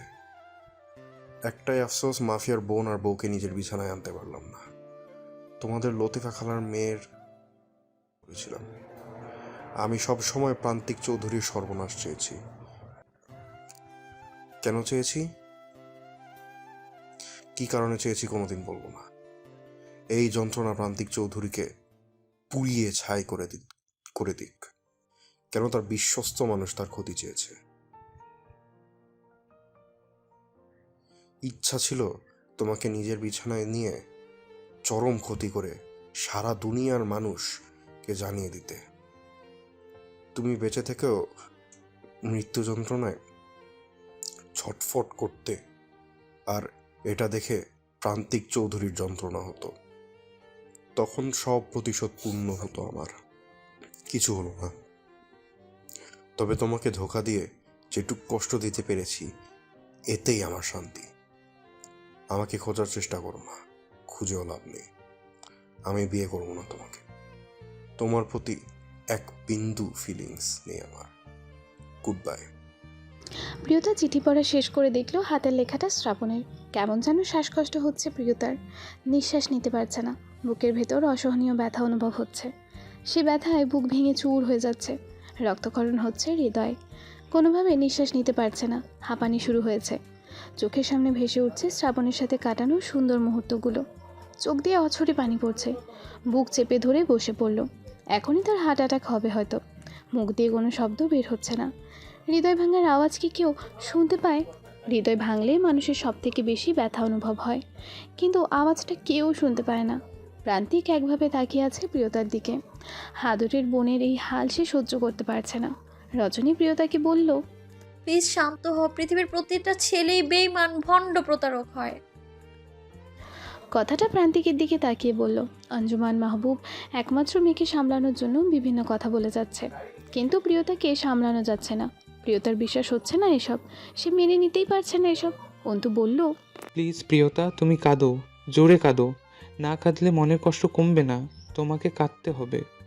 মাহবুব প্রিয়তাকে বুকের সাথে জড়িয়ে ধরে বলল, আমার ভালো মেয়েটার সাথে এমন হলো কেন? কেন হলো? প্রান্তিক এগিয়ে এসে প্রিয়তাকে নিজের বুকের সাথে জড়িয়ে ধরে বলল। কোথায় কষ্ট হচ্ছে তোর, আমাকে বল। প্রিয়তা এবার প্রচণ্ড জোরে হাওয়া করে কেঁদে উঠল। প্রান্তিককে জড়িয়ে ধরে বলল, ভাইয়া, আমি আর সহ্য করতে পারছি না, আমার ভীষণ কষ্ট হচ্ছে। শ্রাবণ কি সত্যি এমন ভাইয়া? আমি না হয় মানুষ চিনতে ভুল করলাম, তুমিও মানুষ চিনতে ভুল করলে কি করে ভাইয়া? তুমি বলো, শ্রাবণ কি এত নিকৃষ্ট? আমি এসব বিশ্বাস করি না ভাইয়া। এই চিঠি কেন পড়ালে আমাকে? আমি এবার মরেই যাব ভাইয়া। যাকে আমি নিজের থেকে বেশি ভালোবাসি, যে আমার শিরা উপশিরায় মিশে আছে, সে এত খারাপ হতে পারে না। আমি এই ভয়ানক কষ্ট সহ্য করতে পারছি না। দম বন্ধ, কষ্ট হচ্ছে আমার। আমি মরে যাব। এই কষ্ট কোনোদিন ভুলতে পারবো না। শ্রাবণের এই চিঠি আমি বিশ্বাস করি না ভাইয়া। এসব ষড়যন্ত্র, শ্রাবণ এমন হতে পারে না। প্রান্তিক প্রিয়তার মাথায় হাত বুলিয়ে বলল, এসব সত্য, কিছুই মিথ্যা নয়। প্রিয়তা প্রান্তিককে ছেড়ে দিয়ে ফ্লোরে বসে পড়ল। দুই কানে দুই হাত চেপে ধরে পাগলের মতো কাঁদছে। বেসামাল কান্না, দাপাদাপি করছে আর কাঁদছে। দুই হাত মুষ্টিবদ্ধ করে ফ্লোরে আঘাত করতে করতে বলল, তুমি আমার সাথে এমন করলে কেন শ্রাবণ? আমার সহজ সরল মনটা ভেঙে চুরে চুরমার করে দিয়েছো। তোমার কি বিবেকে একবার বাঁধেনি? একবারও ভাবলে না আমি কিভাবে বেঁচে থাকবো? আমার কি দোষ ছিল শ্রাবণ? তুমি প্রমাণ করে দিলে মানুষ যতটা ভালোবাসা দেখায় ততটা ভালোবাসে না। তুমি কি সত্যিই আমাকে ভালোবাসোনি শ্রাবণ? মান বরাবরই কঠিন কঠিন মেজাজে বলল, যে আমার ছেলে মেয়ের এত বড় ক্ষতি করতে চেয়েছে, তাকে যেদিন পাবো কুকুরের মতো মারবো। আমার মেয়েকে কষ্ট পেতে দিব না। এক্ষুনি আমার মেয়ের বিয়ে দিব, ভালো ছেলের সাথেই বিয়ে দিব। প্রিয়তা কেঁদে বলল, প্লিজ আম্মু, আমাকে আর কোনোদিন বিয়ে দিতে চেও না। আমি কোনোদিন বিয়ে করব না। তুমি ওই বেইমানের শোকে কাতর হয়ে মরে যাবে নাকি? আমি তা হতে দিব না। বিয়ে না হলে কোনোদিনও ওইসব থেকে বের হতে পারবে না। জীবনে সঠিক মানুষ আসলে ভুল মানুষকে ভুলতে বেশি সময় লাগে না। তুমি আমাকে ক্ষত বিক্ষত করে কোথায় হারিয়ে গেলে শ্রাবণ? সত্যিকারের ভালোবাসা কি এতটাও ভুল হয়? সত্যিকারের ভালোবাসার মতো পবিত্র অনুভূতিকে তুমি কেন কলঙ্কিত করলে শ্রাবণ? তুমি আমার না হলেও আমি বেঁচে থাকতে পারতাম, কিন্তু তোমার করা বেইমানির আঘাতে আমি মরে যাব। তুমি আমার না হলেও এই সান্ত্বনা আমি নিয়ে বেঁচে থাকতে পারতাম। আমি যাকে চেয়েছিলাম সেও আমাকে ভালোবেসেছিল। প্লিজ শ্রাবণ, ফিরে এসো। একবারের জন্যেও হলেও ফিরে এসো। ফিরে এসে বলো এসব মিথ্যা, সব ভুল। আমাদের ভালোবাসায় কোনো খাদ ছিল না। এই চিঠি মিথ্যা, সব কথা মিথ্যা। প্লিজ শ্রাবণ, তুমি আমার বিশ্বাসকে মিথ্যা হতে দিও না। সবাই আমাকে নিয়ে হাসাহাসি করছে, তুমি ফিরে এসে প্রমাণ করে দাও এসব মিথ্যা। প্রিয়তার করুণ আর্তনাদে চার দেওয়ালের ইট পাথরও বোধহয় কষ্ট পাচ্ছে, জড়বস্তুও যন্ত্রণায় ছটফট করছে। রজনী এই মুহূর্তে প্রান্তিককে নিয়ে যে কষ্টটা পেয়েছে সেদিক দিয়ে প্রিয়তার যন্ত্রণা খুব ভালোভাবে অনুভব করতে পারছে সে। রজনী প্রিয়তাকে জড়িয়ে ধরে বলছে, বেইমানদের জন্য কাঁদতে নেই প্রিয়তা, ওরা কখনো ভালোবাসে না। ওরা জীবনে আসে জীবনটা এলোমেলো করতে, প্রতিশোধ নিতে এসেছিল, প্রতিশোধ নেওয়া হয়ে গিয়েছে তাই চলে গিয়েছে সে। এটা কেমন প্রতিশোধ? আমাকে মেরে ফেললে না কেন? মৃত্যু কোনো প্রতিশোধ নয়। বিচক্ষণরা মানুষকে বাঁচিয়ে রেখে মৃত্যু যন্ত্রণা প্রতিটা দিন অনুভব করায়। কাউকে ভালোবেসে মাঝ পথে ছেড়ে যাবার চেয়ে বড় প্রতিশোধ আর কিচ্ছুতে নেই। কাউকে কষ্ট দিতে চাইলে আগে তার সাথে ভালোবাসার নাটক করে ছেড়ে দেয় মানুষ, কারণ মন ভাঙলে যে আওয়াজটা হয় ওটা কেউ শুনতে পায় না, কিন্তু আঘাতটা ভয়ানক রকমের হয়। আমি এখন কি করব রজনী? কিভাবে বাঁচবো? এই যন্ত্রণা নিয়ে বাঁচতে পারবো না। নিজের জন্যে বাঁচবি, কোনো বেইমানের জন্য মরার কথা ভাববি না। তোর মৃত্যুতে তার কিচ্ছু আসবে যাবে না। পৃথিবীর সব থেকে বোকার নির্বোধের কাজ কি জানিস? যে আমাদের ঠকায়, আমাদের কষ্ট দেয়, আমাদের স্বপ্ন ভেঙে দেয়, আমাদের নরম হৃদয়টা আঘাতে আঘাতে জর্জরিত করে। আমরা তাদের জন্যেই মরে যেতে চাই, অথচ আমরা এটা বুঝতেই পারি না। যারা যারা আমাদের কষ্ট দিতে পারে, আমাদের চোখের পানি ঝরাতে পারে, আমাদের মৃত্যুতেও তাদের কিচ্ছু আসবে না, যাবে না। অনুভূতি এমন একটা জিনিস যা জোর করে আদায় করা যায় না, এমনকি মরে গেলেও না। যে ভালোবাসে তার জন্য মরা লাগে না, বরং সে জানে ভালোবাসার মানুষ ছাড়া বেঁচে থাকা কতটা কঠিন। তাই যে ভালোবাসে সে কখনো মৃত্যুর দিকে ঠেলে দেয় না। সে চেষ্টা করে কিভাবে ভালো রাখা যায়, কিভাবে ভালোবাসার মানুষটাকে বাঁচিয়ে রাখা যায়। চোখের পানি ঝরে পড়ার আগেই তারা ধরে ফেলে। আমাদের উচিত যারা আমাদের ভালোবাসে তাদের জন্য বেঁচে থাকা। যারা আমাদের ভালোবাসে না তাদের জন্য কেন কষ্ট পাবো? বরং তাদের দেখিয়ে দেওয়া উচিত তাদের ছাড়া আমরা কতটা ভালো থাকতে পারি। তাদের না থাকায় আমাদের কিচ্ছু যায় আসে না, তাদের কোনো জায়গা নেই আমাদের জীবনে। একটু কষ্ট হবে, এটা স্বাভাবিক, তবে একটু সময় নিয়ে ধৈর্য ধরলেই তখন সব কষ্ট মুছে যায়। নিজেরাই বুঝতে পারা যায়, ইস আমরা কতই না বোকা ছিলাম। আর একটা কথা মাথায় রাখতে হবে, সৃষ্টিকর্তা যখন আমাদের জীবন থেকে কাউকে কেড়ে নেয় নিশ্চয়ই তার পেছনে কোনো ভালো কারণ আছে, কারণ তিনি উত্তম পরিকল্পনাকারী। প্রিয়তা, এত কিছুর পরেও নিশ্চয়ই তুমি আমার সিদ্ধান্ত নিয়ে কোনো কথা বলবে না। তোমার বিয়ে আজ এক্ষুনি হবে। একদিন তুমি বুঝবে তুমি যাকে সত্যিকারের ভালোবাসা ভেবে কষ্ট পাচ্ছিলে ওটা সত্যিকারের ভালোবাসা ছিল না।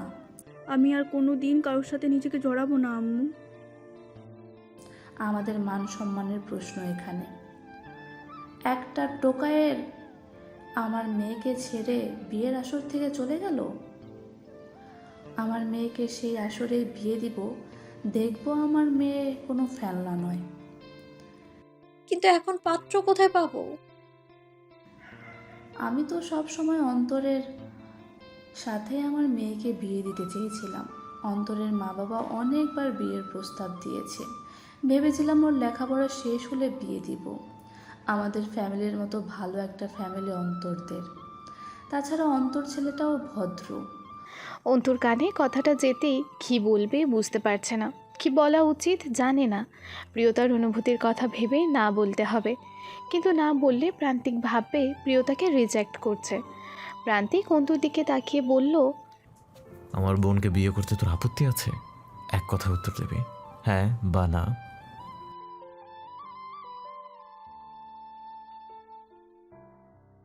না ভাই, আমার আপত্তি নেই। অন্তর, তোমার মা বাবা বাইরে আছে না? কথা বলে আসো। অন্তু প্রান্তিকের দিকে তাকিয়ে কিছুই বলতে পারল না, মাথা নিচু করে বলল। অন্তু যাওয়ার সময় প্রিয়তার দিকে তাকালো, অশ্রু ভেজা চোখ দুটোর দিকে তাকিয়ে দেখলো তাকে বিয়ে করার জন্য কতটা ঘৃণা চোখ দুটোতে। অন্তু বাইরে গিয়ে নিজের মা বাবার সাথে কথা বলে এলো। অন্তুর মা বাবা বরং এই প্রস্তাবে খুশিই হলেন। আবার কোনো ভুল করছি না তো আমরা? আমার উপর ভরসা রাখো বাবা, আমি ঠিক পথে এগোচ্ছি। প্রিয়তা বিয়ে করবে না বলে কাকুতি মিনতি করছে, কিন্তু কে শুনে কার কথা? এই মুহূর্তে প্রিয়তার কথা শোনার মতো কেউ নেই। এক প্রকার জোর করেই বিয়ে দেওয়া হচ্ছে। অন্তুকে বিয়ে করা মানে ডাবল যন্ত্রণা প্রিয়তার কাছে। যাকে কখনো ভালোই বাসেনি তাকে বিয়ে করার মতো যন্ত্রণা আর কিসে আছে? প্রিয়তাকে বোঝার মতো কেউ নেই এই পৃথিবীতে। যন্ত্রণাদায়ক অনুভূতি কেউ বুঝতে পারছে না। কিছুক্ষণ পরেই অন্তু ওর মা বাবাকে নিয়ে রুমে প্রবেশ করলো। অন্তু প্রান্তিককে বলল, প্রিয়তার বিরুদ্ধে গিয়ে বিয়েটা করা কি ঠিক হবে ভাই? এর চেয়ে সোজা সাপটা বল, তুই বিয়ে করবি না? না ভাই, এরকম কিছুই না। তাহলে চুপচাপ কবুল বল। আর শোন, আমার বোনের দায়িত্ব তোর। আমি তোর উপর আমার বোনের দায়িত্ব দিলাম। আমার হৃদয় ভাঙা বোনকে তোর হাতে তুলে দিলাম। হৃদয়টা তুই তোর ভালোবাসা দিয়ে জোড়া লাগিয়ে দিস। আজ আমার বোন কাঁদতে কাঁদতে যাবে তোর বাড়ি, এরপর যাতে হাসতে হাসতে ফিরে আসে। আজ আমার মরে যাইতে ইচ্ছে করছে। একদিন যেন বাঁচতে চাই, তোর জন্য বাঁচতে চাই। আমার বোন যেন বলে তুই ঠিক ওর জন্য। কিভাবে করবি আমি জানি না। আমার জীবন দিয়ে চেষ্টা করব ভাই। রুমের ভেতর কাজী ডেকে অন্তু আর প্রিয়তার বিয়ে হয়ে গেল। কবুল বলতে ঘণ্টাখানেক লেগে গেল প্রিয়তার। সে তখনও অপেক্ষা করছিল, হয়তো এক্ষুনি শ্রাবণ আসবে। কবুল বলে চিৎকার দিয়ে কেঁদে উঠল সে। জীবন বড়ই অদ্ভুত, কি হওয়ার ছিল আর কি হয়ে গেল। মানুষ ভাবে এক আর হয় আর এক। প্রিয়তা শ্রাবণের প্রণয়ে কোনো বাধা ছিল না, তবুও নিয়তির অদ্ভুত এক বিধানে অন্তুর সাথে জুড়ে গেল প্রিয়তার জীবন।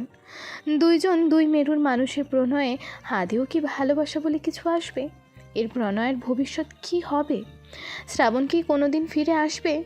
একজনের ভালোবাসা বুকে নিয়ে কি অন্যজনের সাথে সংসার করা যায়? তখন রাত 12টা বাজে। অন্তুর হাতে প্রিয়তার হাত ধরিয়ে দিল মাহবুব চৌধুরী। গাড়িতে উঠিয়ে দেওয়ার সময় বলল, তুমি সব দিনে বিয়েটা করেছো অন্তর। আশা করি আমার মেয়ে আর কাঁদবে না। আমি চেষ্টা করব আঙ্কেল, সব রকমভাবে চেষ্টা করব। অন্তুর মা বাবা বলল, আমরা আছি, ভাববেন না একটুও। প্রিয়তাকে নিয়ে চলে গেল। মাহবুব আর আঞ্জুমান কাঁদতে কাঁদতে ঘরে প্রবেশ করলো। রজনী বাইরে দাঁড়িয়ে কাঁদছে, প্রিয়তার জন্য কষ্ট হচ্ছে। প্রান্তিক রজনীর দিকে তাকিয়ে বলল, ঘরে চলো। রজনী রাগী চোখে প্রান্তিকের দিকে তাকিয়ে হনহন গতিতে রওনা দিল রুমে। প্রান্তিকের মাথার পেছনে চুল চুলকাতে চুলকাতে বলল, দুনিয়ার সব ঝামেলা সামলানো সহজ, কিন্তু বউ সামলানো এত সহজ নয়। মাইয়া মানুষ এত রাগী, ভাই কি বলবো। রাত 2টা বাজে। প্রিয়তা অন্তুর বিছানায় বসে আছে, চোখ দিয়ে অবিরত পানি পড়ছে। এক ধ্যানে বসে আছে, সামনের দিকে দৃষ্টি নিক্ষেপ করে। চোখের কোনো পলক পড়ছে না। এত ভয়ানক যন্ত্রণা হচ্ছে হৃদয়ের মাঝে, কাউকে বুঝাতেও পারছে না। এই যন্ত্রণা যার হয়, একমাত্র সেই জানে বেঁচে থাকা কত বেশি যন্ত্রণার। ঠিকই বধূ সেজে বসে আছে, অথচ সেই লাল শাড়ি, গা ভর্তি গহনা, 2 হাত ভর্তি মেহেন্দি, অথচ যার জন্য এই সাজ সেই মানুষটাই পাল্টে গিয়েছে। যার জন্য এত খুশি, এত আয়োজন, সেই মানুষটাই প্রিয়তার জীবন থেকে ছিটকে গিয়েছে। প্রিয়তা জন্তুর খাটে বসে আছে, অথচ আজ এই রাতেই শ্রাবণের সাথে বাসসজ্জা হওয়ার কথা ছিল। আজ প্রিয়তার জীবনের সেই খুশির দিনটা হতে পারত, যে দিনের জন্য দীর্ঘদিন অপেক্ষা করেছিল। ভাগ্যের নির্মম পরিহাসে জীবনটা তছনছ হয়ে গিয়েছে। অন্তু নিজের রুমে প্রবেশ করলো। দরজায় দাঁড়িয়েই চোখ গেল প্রিয়তার দিকে। সাথে সাথে বুকটা কেঁপে উঠল তার।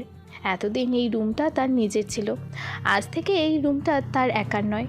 তার জীবনের সব কিছুর সাথে জুড়ে গিয়েছে প্রিয়তা। শ্যামবর্ণের লম্বা স্লিম দেহের অধিকারী, শান্ত চেহারার ছেলেটা দেখতে বেশ সুদর্শন। বিয়ের প্রথম রাতটা প্রতিটি ছেলেমেয়ের জীবনেরই অনেক কাঙ্ক্ষিত একটি রাত, কিন্তু অন্তু আর প্রিয়তা দুজনেই দুর্ভাগা। এই রাতটা দুজনের জন্যই বিষাদের। অন্তু নিজের অজান্তেই প্রিয়তাকে মনে মনে ভীষণ ভালোবেসেছিল।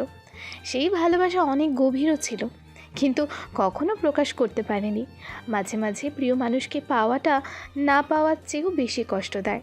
কেননা নিজের ভালোবাসার মানুষ অন্য কারোর জন্য কাঁদছে, এও কি সহ্য করার মতো? অন্তু বিষণ্ণ মনে পা বাড়ালো। সে যেন স্বপ্ন দেখছে। কয়েক ঘন্টা আগেও সে ভাবেনি প্রিয়তা তার বউ হবে। আসলে ভাগ্যটাই সব, ভাগ্য অনেক কিছু ম্যাটার করে। অন্তু নিঃশব্দে প্রিয়তার কাছে এগিয়ে গেল। খাটের কোনায় বসে প্রিয়তার দিকে শান্ত চোখে তাকিয়ে বলল,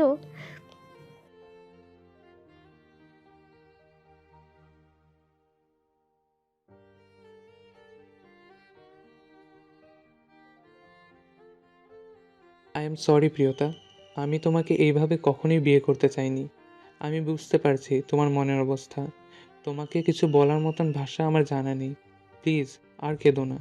এইভাবে কাঁদলে আমার কষ্ট হচ্ছে। দুঃখ চিরকাল স্থায়ী নয় প্রিয়তা। দেখবে একদিন সব ঠিক হয়ে যাবে।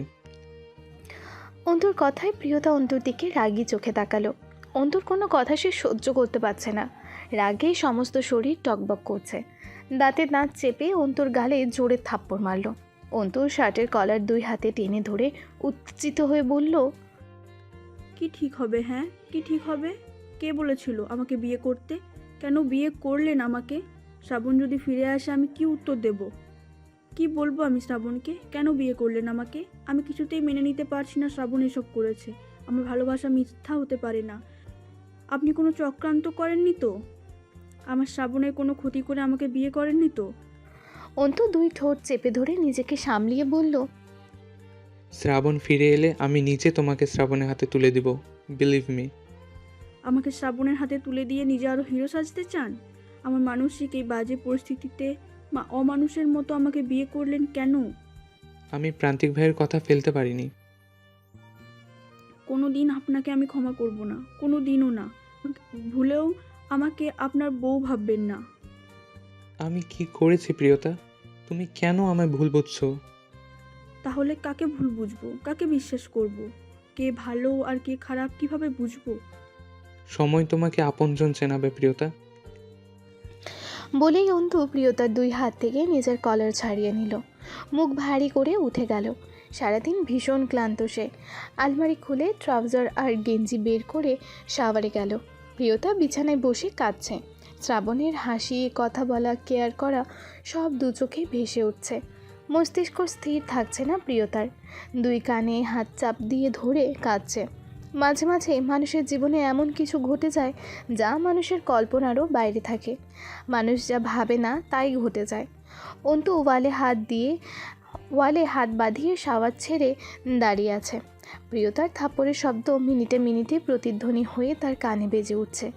এমন সময় কিছু একটা শব্দ হলো। শব্দটা কর্ণকুহরে যেতেই অন্তু ওয়াশরুমের দরজা খুলল তড়িৎ গতিতে। দরজা খুলেই দেখল প্রিয়তা খাটের ওপর চেয়ার নিয়ে ফ্যানের সাথে শাড়ির আঁচল পেঁচিয়ে গলায় দড়ি দেওয়ার চেষ্টা করছে। অন্তু রুমে আসতেই প্রিয়তা চেয়ার ফেলে দিল পায়ের নিচ থেকে। দৃশ্যটা অন্তুর চোখে যেতেই এক ছুটে গিয়ে প্রিয়তার দুই পা জড়িয়ে ধরে প্রিয়তাকে উঁচু করে ধরল। প্রিয়তাকে ধরা গলা থেকে শাড়ি খুলে কোলে করে নিচে নামিয়ে উত্তেজিত হয়ে বলল, পাগল হয়ে গেছো তুমি? এটা কি করছিলে? আমাকে কি সারা জীবনের জন্য অপরাধী বানাতে চাও? এক্ষুনি তো খারাপ কিছু একটা হতে পারতো, যদি কিছু হয়ে যেত তোমার।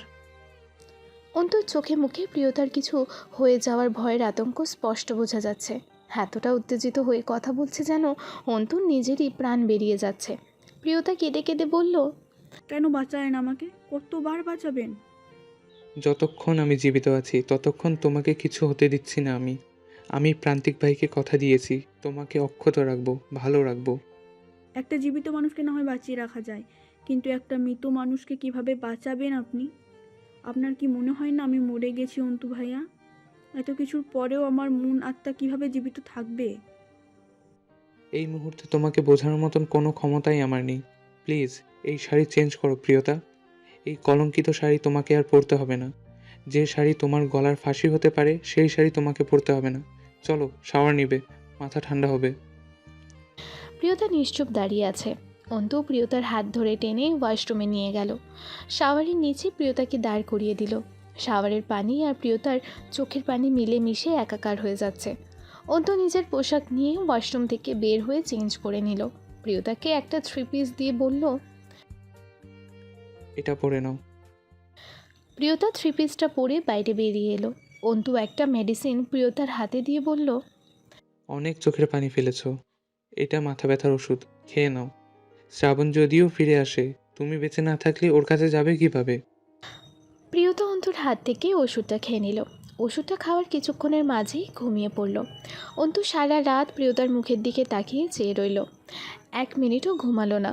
যদি সে ঘুমালে প্রিয়তা উঠে একটা অ্যাক্সিডেন্ট ঘটায় তাহলে কি হবে? এসব ভেবে ভেবে রাত কাটিয়ে দিল। পরের দিন সকাল 7টায় প্রিয়তার ঘুম ভাঙল। ঘুম ভাঙতেই বুকের মাঝে বাড়ি মেরে উঠল। অসহনীয় ব্যথায় চিনচিন করে উঠল বুক। রাতে সেই তীব্র ব্যথা আবার শুরু হলো। হঠাৎ খেয়াল করলো বারান্দায় আগুনের লালচে আলো দেখা যাচ্ছে। প্রিয়তা বিছানা ছেড়ে নেমে বারান্দায় গিয়ে দেখলো তার বেনারসি আগুনে পুড়ছে। কাল রাতে এই বেনারসি সে বারান্দায় শুকাতে রেখেছিল। এই বেনারসিটা শ্রাবণ তাকে কিনে দিয়ে বলেছিল, হে লাল টুকটুকে বেনারসিতে আমি আমার বধূ রূপে তোমায় দেখব প্রিয়তা। সেই শুভক্ষণ আর বেশি দূরে নয়। অন্তু পায়ের ওপর পা তুলে চেয়ার নিয়ে বসে আছে। তার সামনেই পুড়ে যাচ্ছে প্রিয়তার বেনারসি। প্রিয়তার ঘুম থেকে উঠে শাড়ি পরতে দেখেই ভয় পেল। আগুন বলে চিৎকার দিয়ে উঠল। প্রিয়তার চিৎকার দেখে অন্তু দ্রুত চেয়ার থেকে উঠে সে প্রিয়তার সামনে দাঁড়ালো। খুব উত্তেজিত কণ্ঠে বলল, কি হয়েছে কি প্রিয়তা? প্রিয়তা হঠাৎ ঘুম থেকে উঠে এত বেশি ভয় পেয়ে গিয়েছে অন্তুকে জড়িয়ে ধরে বলল, আগুন লেগেছে, আগুন। এক নাগারে কয়েকবার আগুন আগুন করে চিৎকার দিল। অন্তু প্রিয়তার হৃদস্পন্দন শুনতে পাচ্ছে। ভয়ে হাতুড়ির বাড়ি দিচ্ছে বুকের ভেতর। অন্তু প্রিয়তার মাথায় হাত বুলিয়ে দিতে দিতে বলল, আগুন লাগেনি, আমি আগুন লাগিয়েছি, ভয় পেও না। আমি আগুন লাগিয়েছি কথাটা প্রিয়তার কর্ণকুহরে প্রবেশ করতেই প্রিয়তার হুঁশ ফিরে এলো। সে দ্রুত অন্তুর বুক থেকে মাথা তুলল। খানিকটা দূরে সরে দাঁড়িয়ে একবার অন্তু আর একবার জ্বলন্ত শাড়ির দিকে তাকাচ্ছে। প্রিয়তা দ্রুত শাড়িটির কাছে যায়। নিজের হাত দিয়ে আগুন নেভানোর চেষ্টা করতে করতে বলল, আপনি আমার ভালোবাসার চিহ্ন জ্বালিয়ে দিচ্ছেন। এটা আমার শ্রাবণের দেওয়া শাড়ি। আপনি আগুনে পোড়াচ্ছেন কেন? তার মানে সব কিছুর পেছনে আপনার হাত আছে। আপনি কালপ্রিট। আপনি শ্রাবণের বন্ধু সেজে থেকে শ্রাবণের কিছু করেছেন। অন্তু জোর করে প্রিয়তাকে আগুনের কাছ থেকে সরিয়ে আনলো। প্রিয়তা জোরাজোরির চেষ্টা করলো, কিন্তু অন্তুর সাথে পারল না। যতই হোক, পুরুষের শক্তির সাথে পেরে ওঠা কি নারীর সাধ্যতে আছে? অন্তু প্রিয়তার দুই হাত শক্ত করে মুষ্টিবদ্ধ করে ধরে বলল, তুমি কি পাগল হয়ে গেছো? শ্রাবণ শ্রাবণ আর শ্রাবণ, শালা তো নিজে গায়েব হয়েছে, সাথে সাথে তোমার মাথাটাকেও খেয়ে গেছে। আমি কেন শ্রাবণের সাথে কিছু করতে যাব? শ্রাবণ নিজেই পৃথিবীর সবচেয়ে বড় বেইমানি করে নিখোঁজ হয়েছে। তুমি কি একবারও শ্রাবণের দোষ দেখছো না? শ্রাবণের এত বড় অন্যায়ের পরেও তুমি ওর দোষটা সম্পূর্ণরূপে আমার ঘাড়ে চাপিয়ে যাচ্ছ। এখানে আমার অন্যায়টা কোথায়? আপনার অন্যায় নেই, তাহলে এ শাড়ি পোড়াচ্ছেন কেন? এই শাড়ি পরবা না তুমি। কাল রাতে এই শাড়ি দিয়ে যে অঘটন ঘটাচ্ছিলে, তারপরেও এই শাড়ি আমি কিভাবে ঘরে রাখবো? তোমার আম্মুকে কাল রাতের ঘটনা জানিয়েছিলাম। সবটা শুনে উনিই বলেছেন, কেউ গলায় ফাঁসি দিলে সেই শাড়ি আর ঘরে রাখতে নেই, আগুনে পোড়াতে হয়। আমি তোমার জন্য করছি সব, যা করছি তোমার ভালোর জন্যই। Please try to understand. অন্তুর কথা শুনে প্রিয়তা শান্ত হলো। সে অকারণেই অন্তুকে ভুল বুঝলো। ভালো মন্দ সব চিন্তা ভাবনার বাইরে চলে গিয়েছে প্রিয়তার। সে আবারও কেঁদে দিল। চোখ দিয়ে নোনা জল গড়িয়ে পড়ছে। কাঁদতে কাঁদতে বিছানায় গিয়ে উপুর হয়ে শুয়ে পড়ল। প্রতিটা সেকেন্ড যেন কয়েক যুগের সমান যাচ্ছে তার। মনে হচ্ছে তার জীবনের এই খারাপ সময়টা আজীবন থেকে যাবে। এই বাজে সময়টা আর ফুরাবে না। এভাবেই অনন্তকাল জ্বলতে থাকবে তার হৃদয়। মানসিক অশান্তিতে পুড়ে যাবে সারা দেহ। অন্তু শাড়ির ছাইগুলো একটা বাকেটে তুলতে তুলতে বলল, শাড়িটা আমি বাইরে কোথাও পরাতে পারতাম, কিন্তু তোমাকে রেখে গেলে তুমি যদি আবার উল্টোপাল্টা কিছু করতে। বলেই অন্তু দীর্ঘশ্বাস ছাড়ল। খালি গায়ে প্রান্তিক উপর হয়ে শুয়ে আছে।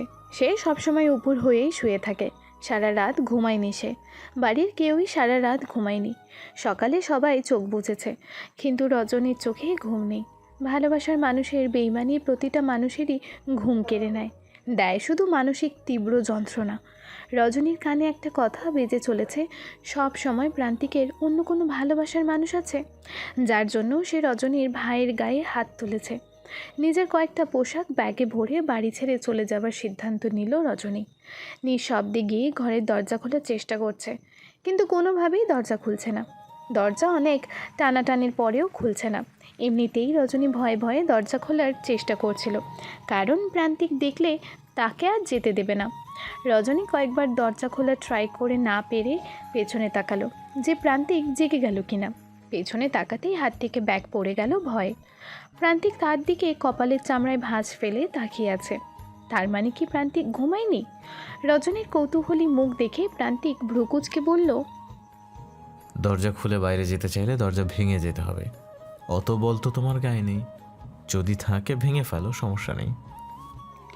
রজনী বোকার মতো তাকিয়ে রইল প্রান্তিকের কথা শুনে। রজনীকে ভ্যাবা চাকা খেয়ে দাঁড়িয়ে থাকতে দেখে প্রান্তিক বলল, দরজা লক করা, চাবি আমার বালিশের নিচে। শুধু শুধু দরজা ধাক্কাধাক্কি করে কোনো লাভ নেই। এসো, চাবি নিয়ে যাও।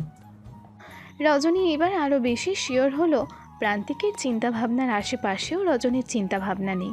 প্রান্তিকের মস্তিষ্ক অতি তীক্ষ্ণ, যা বাকি দেওয়া সম্ভব নয়। রজনী এবার বেশ খানিকটা শক্ত হয়ে বলল, আমায় আটকে রাখতে চান আপনি? কি জন্য? আমার শরীরের জন্যে? মন তো অন্য কাউকে দিয়েছেন, তাহলে কেন আমায় আটকে রাখবেন? আমার শরীর ভোগ করার জন্যে? প্রান্তিক শোয়া থেকে উঠে দাঁড়ালো, থমথমে মুদে রজনীর দিকে এগিয়ে এলো। রজনী দরজায় পিঠ ঠেকিয়ে দাঁড়ালো।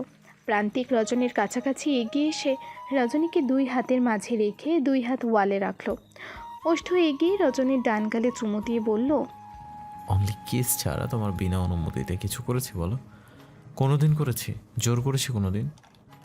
তাহলে আমায় আটকে কেন রেখেছেন আপনি এখানে? কি চান আপনি আমার কাছে? আমার মতো সহজ সরল মেয়েকে কেন শাস্তি দিচ্ছেন আপনি? তোমার কাছে কি চাই জানতে চাও রজনীগন্ধা? হ্যাঁ, চাই। তোমার সুবাস চাই। তোমার সুবাস ছাড়া আমার দম বন্ধ হয়ে আসে। আমার শুধু তুমি চাই, তোমার অভাব আমার। আর এই যে বলছো না তোমাকে আটকে রেখেছি, আমি তোমার মন আটকেছি, শুধু এমনভাবে আটকেছি আর কোনোদিন এই প্রান্তিক চৌধুরীকে ছাড়া তুমি বাঁচতেই পারবে না। আমার ভালোবাসা ভুলে যাওয়ার মতো ক্ষমতা তোমার নেই রজনীগন্ধা। আমাকে চান? আর কত মিথ্যে বলবেন আপনি? আর নিতে পারছি না আমি। আপনার দোহাই লাগে, যেতে দিন আমায়। যাকে ভালোবাসুন তাকে নিয়ে আসুন। কাকে ভালোবাসি দেখতে চাও তুমি? হ্যাঁ, চাই। চোখ বন্ধ করো, আজ তোমাকে দেখাবো প্রান্তিক চৌধুরীর ভালোবাসার মানুষকে। রজনীর বুকের মাঝে বাড়ি মেরে উঠল। সে দেখতে চায় না প্রান্তিকের ভালোবাসার মানুষ। নিজের প্রিয় পুরুষের পাশে অন্য নারীকে সে সহ্য করতে পারবে না। প্রান্তিক রজনীর চোখ বন্ধ করে দিয়ে রজনীর পেছনে দাঁড়ালো। রজনীর চোখের ওপর এক হাত রেখে আর এক হাতে কোমর জড়িয়ে ধরে সামনের দিকে পা বাড়ালো। কয়েক পা যাওয়ার পর রজনীর চোখ ছেড়ে দিল। এইবার দু হাত দিয়ে রজনীকে পেছন থেকে জড়িয়ে ধরে কাঁধে থুতনি রেখে বলল, এই দেখো সেই নারী, যে নারীকে তোমার স্বামী ভালোবেসে উন্মাদ হয়ে গেছে। এই নারীর জন্য নিজের আপন বড় শালাকে প্রচণ্ড মেরেছি। তার অপরাধ ছিল সে না জেনেই নিজের বোনকে নিয়ে খারাপ কথা বলেছিল। এখন বলো রজনীগন্ধা, তোমার স্বামী কি ভুল করেছিল? যাকে ভালোবাসে তার নামে বাজে কথা যেই বলো তাকে পুঁতে দেওয়া উচিত কিনা বলো? রজনী অবাক হয়ে প্রান্তিকের মুখের দিকে তাকালো। কি বলবে সে বুঝতে পারছে না। ছলো ছলো চোখে বলল, আমার ভাই আমাকে খারাপ কথা বলেছিল। প্রান্তিক রজনীকে শক্তভাবে জড়িয়ে ধরে বলল, এই জন্যই বলতে চাইছিলাম না, কিন্তু তোমার পাগলামি আমাকে বলতে বাধ্য করলো। রজনী কাঁদতে কাঁদতে বলল, আমি আবার আপনাকে ভুল বুঝলাম। আপনি আমাকে এত ভালোবাসেন, তাও আমি ভুল বুঝলাম আপনাকে। এর শাস্তি চাই আমি। আমায় শাস্তি দিন আপনি, প্লিজ। শাস্তি তো দিবই, তবে আদরের। আমাকে ছেড়ে যাওয়ার সাহস দেখে আমি অবাক হলাম। যদি আমি কখনো মরে যাই সেদিনই তোমার মুক্তি, তার আগে নয়। ব্যালকনিতে দাঁড়িয়ে ডান হাতের তর্জনী কপালে ঘষতে ঘষতে সিগারেট টানছে প্রান্তিক। চোখ দুটো স্থির হয়ে আছে রজনীর দিকে। নাক দিয়ে গলগল করে সিগারেটের ধোঁয়া ছাড়ছে আর রজনীর দিকে তাকিয়ে আছে। রজনী শুভ্র রাঙা শাড়ি পরছে রুমের ভেতর, কিন্তু একা একা শাড়ির কুচি ঠিক করতে পারছে না। এতদিন যতবারই শাড়ি পরেছে প্রিয়তা শাড়ির কুচি ঠিক করে দিয়েছে, কিন্তু আজ প্রিয়তা নেই, শাড়ির কুচিও ঠিক করতে পারছে না সে। প্রান্তিক সিগারেট ফেলে দিয়ে হাত দিয়ে ধোঁয়া সরালো সামনে থেকে। 3/4 পকেট থেকে একটা চকলেট মুখে পুরে রুমের ভেতরে প্রবেশ করলো। রুমে প্রবেশ করে রজনীর সামনে বসে পড়ল হাঁটু গেড়ে। নিচ থেকেই শাড়ির কুচিগুলো ধরতে ধরতে বলল,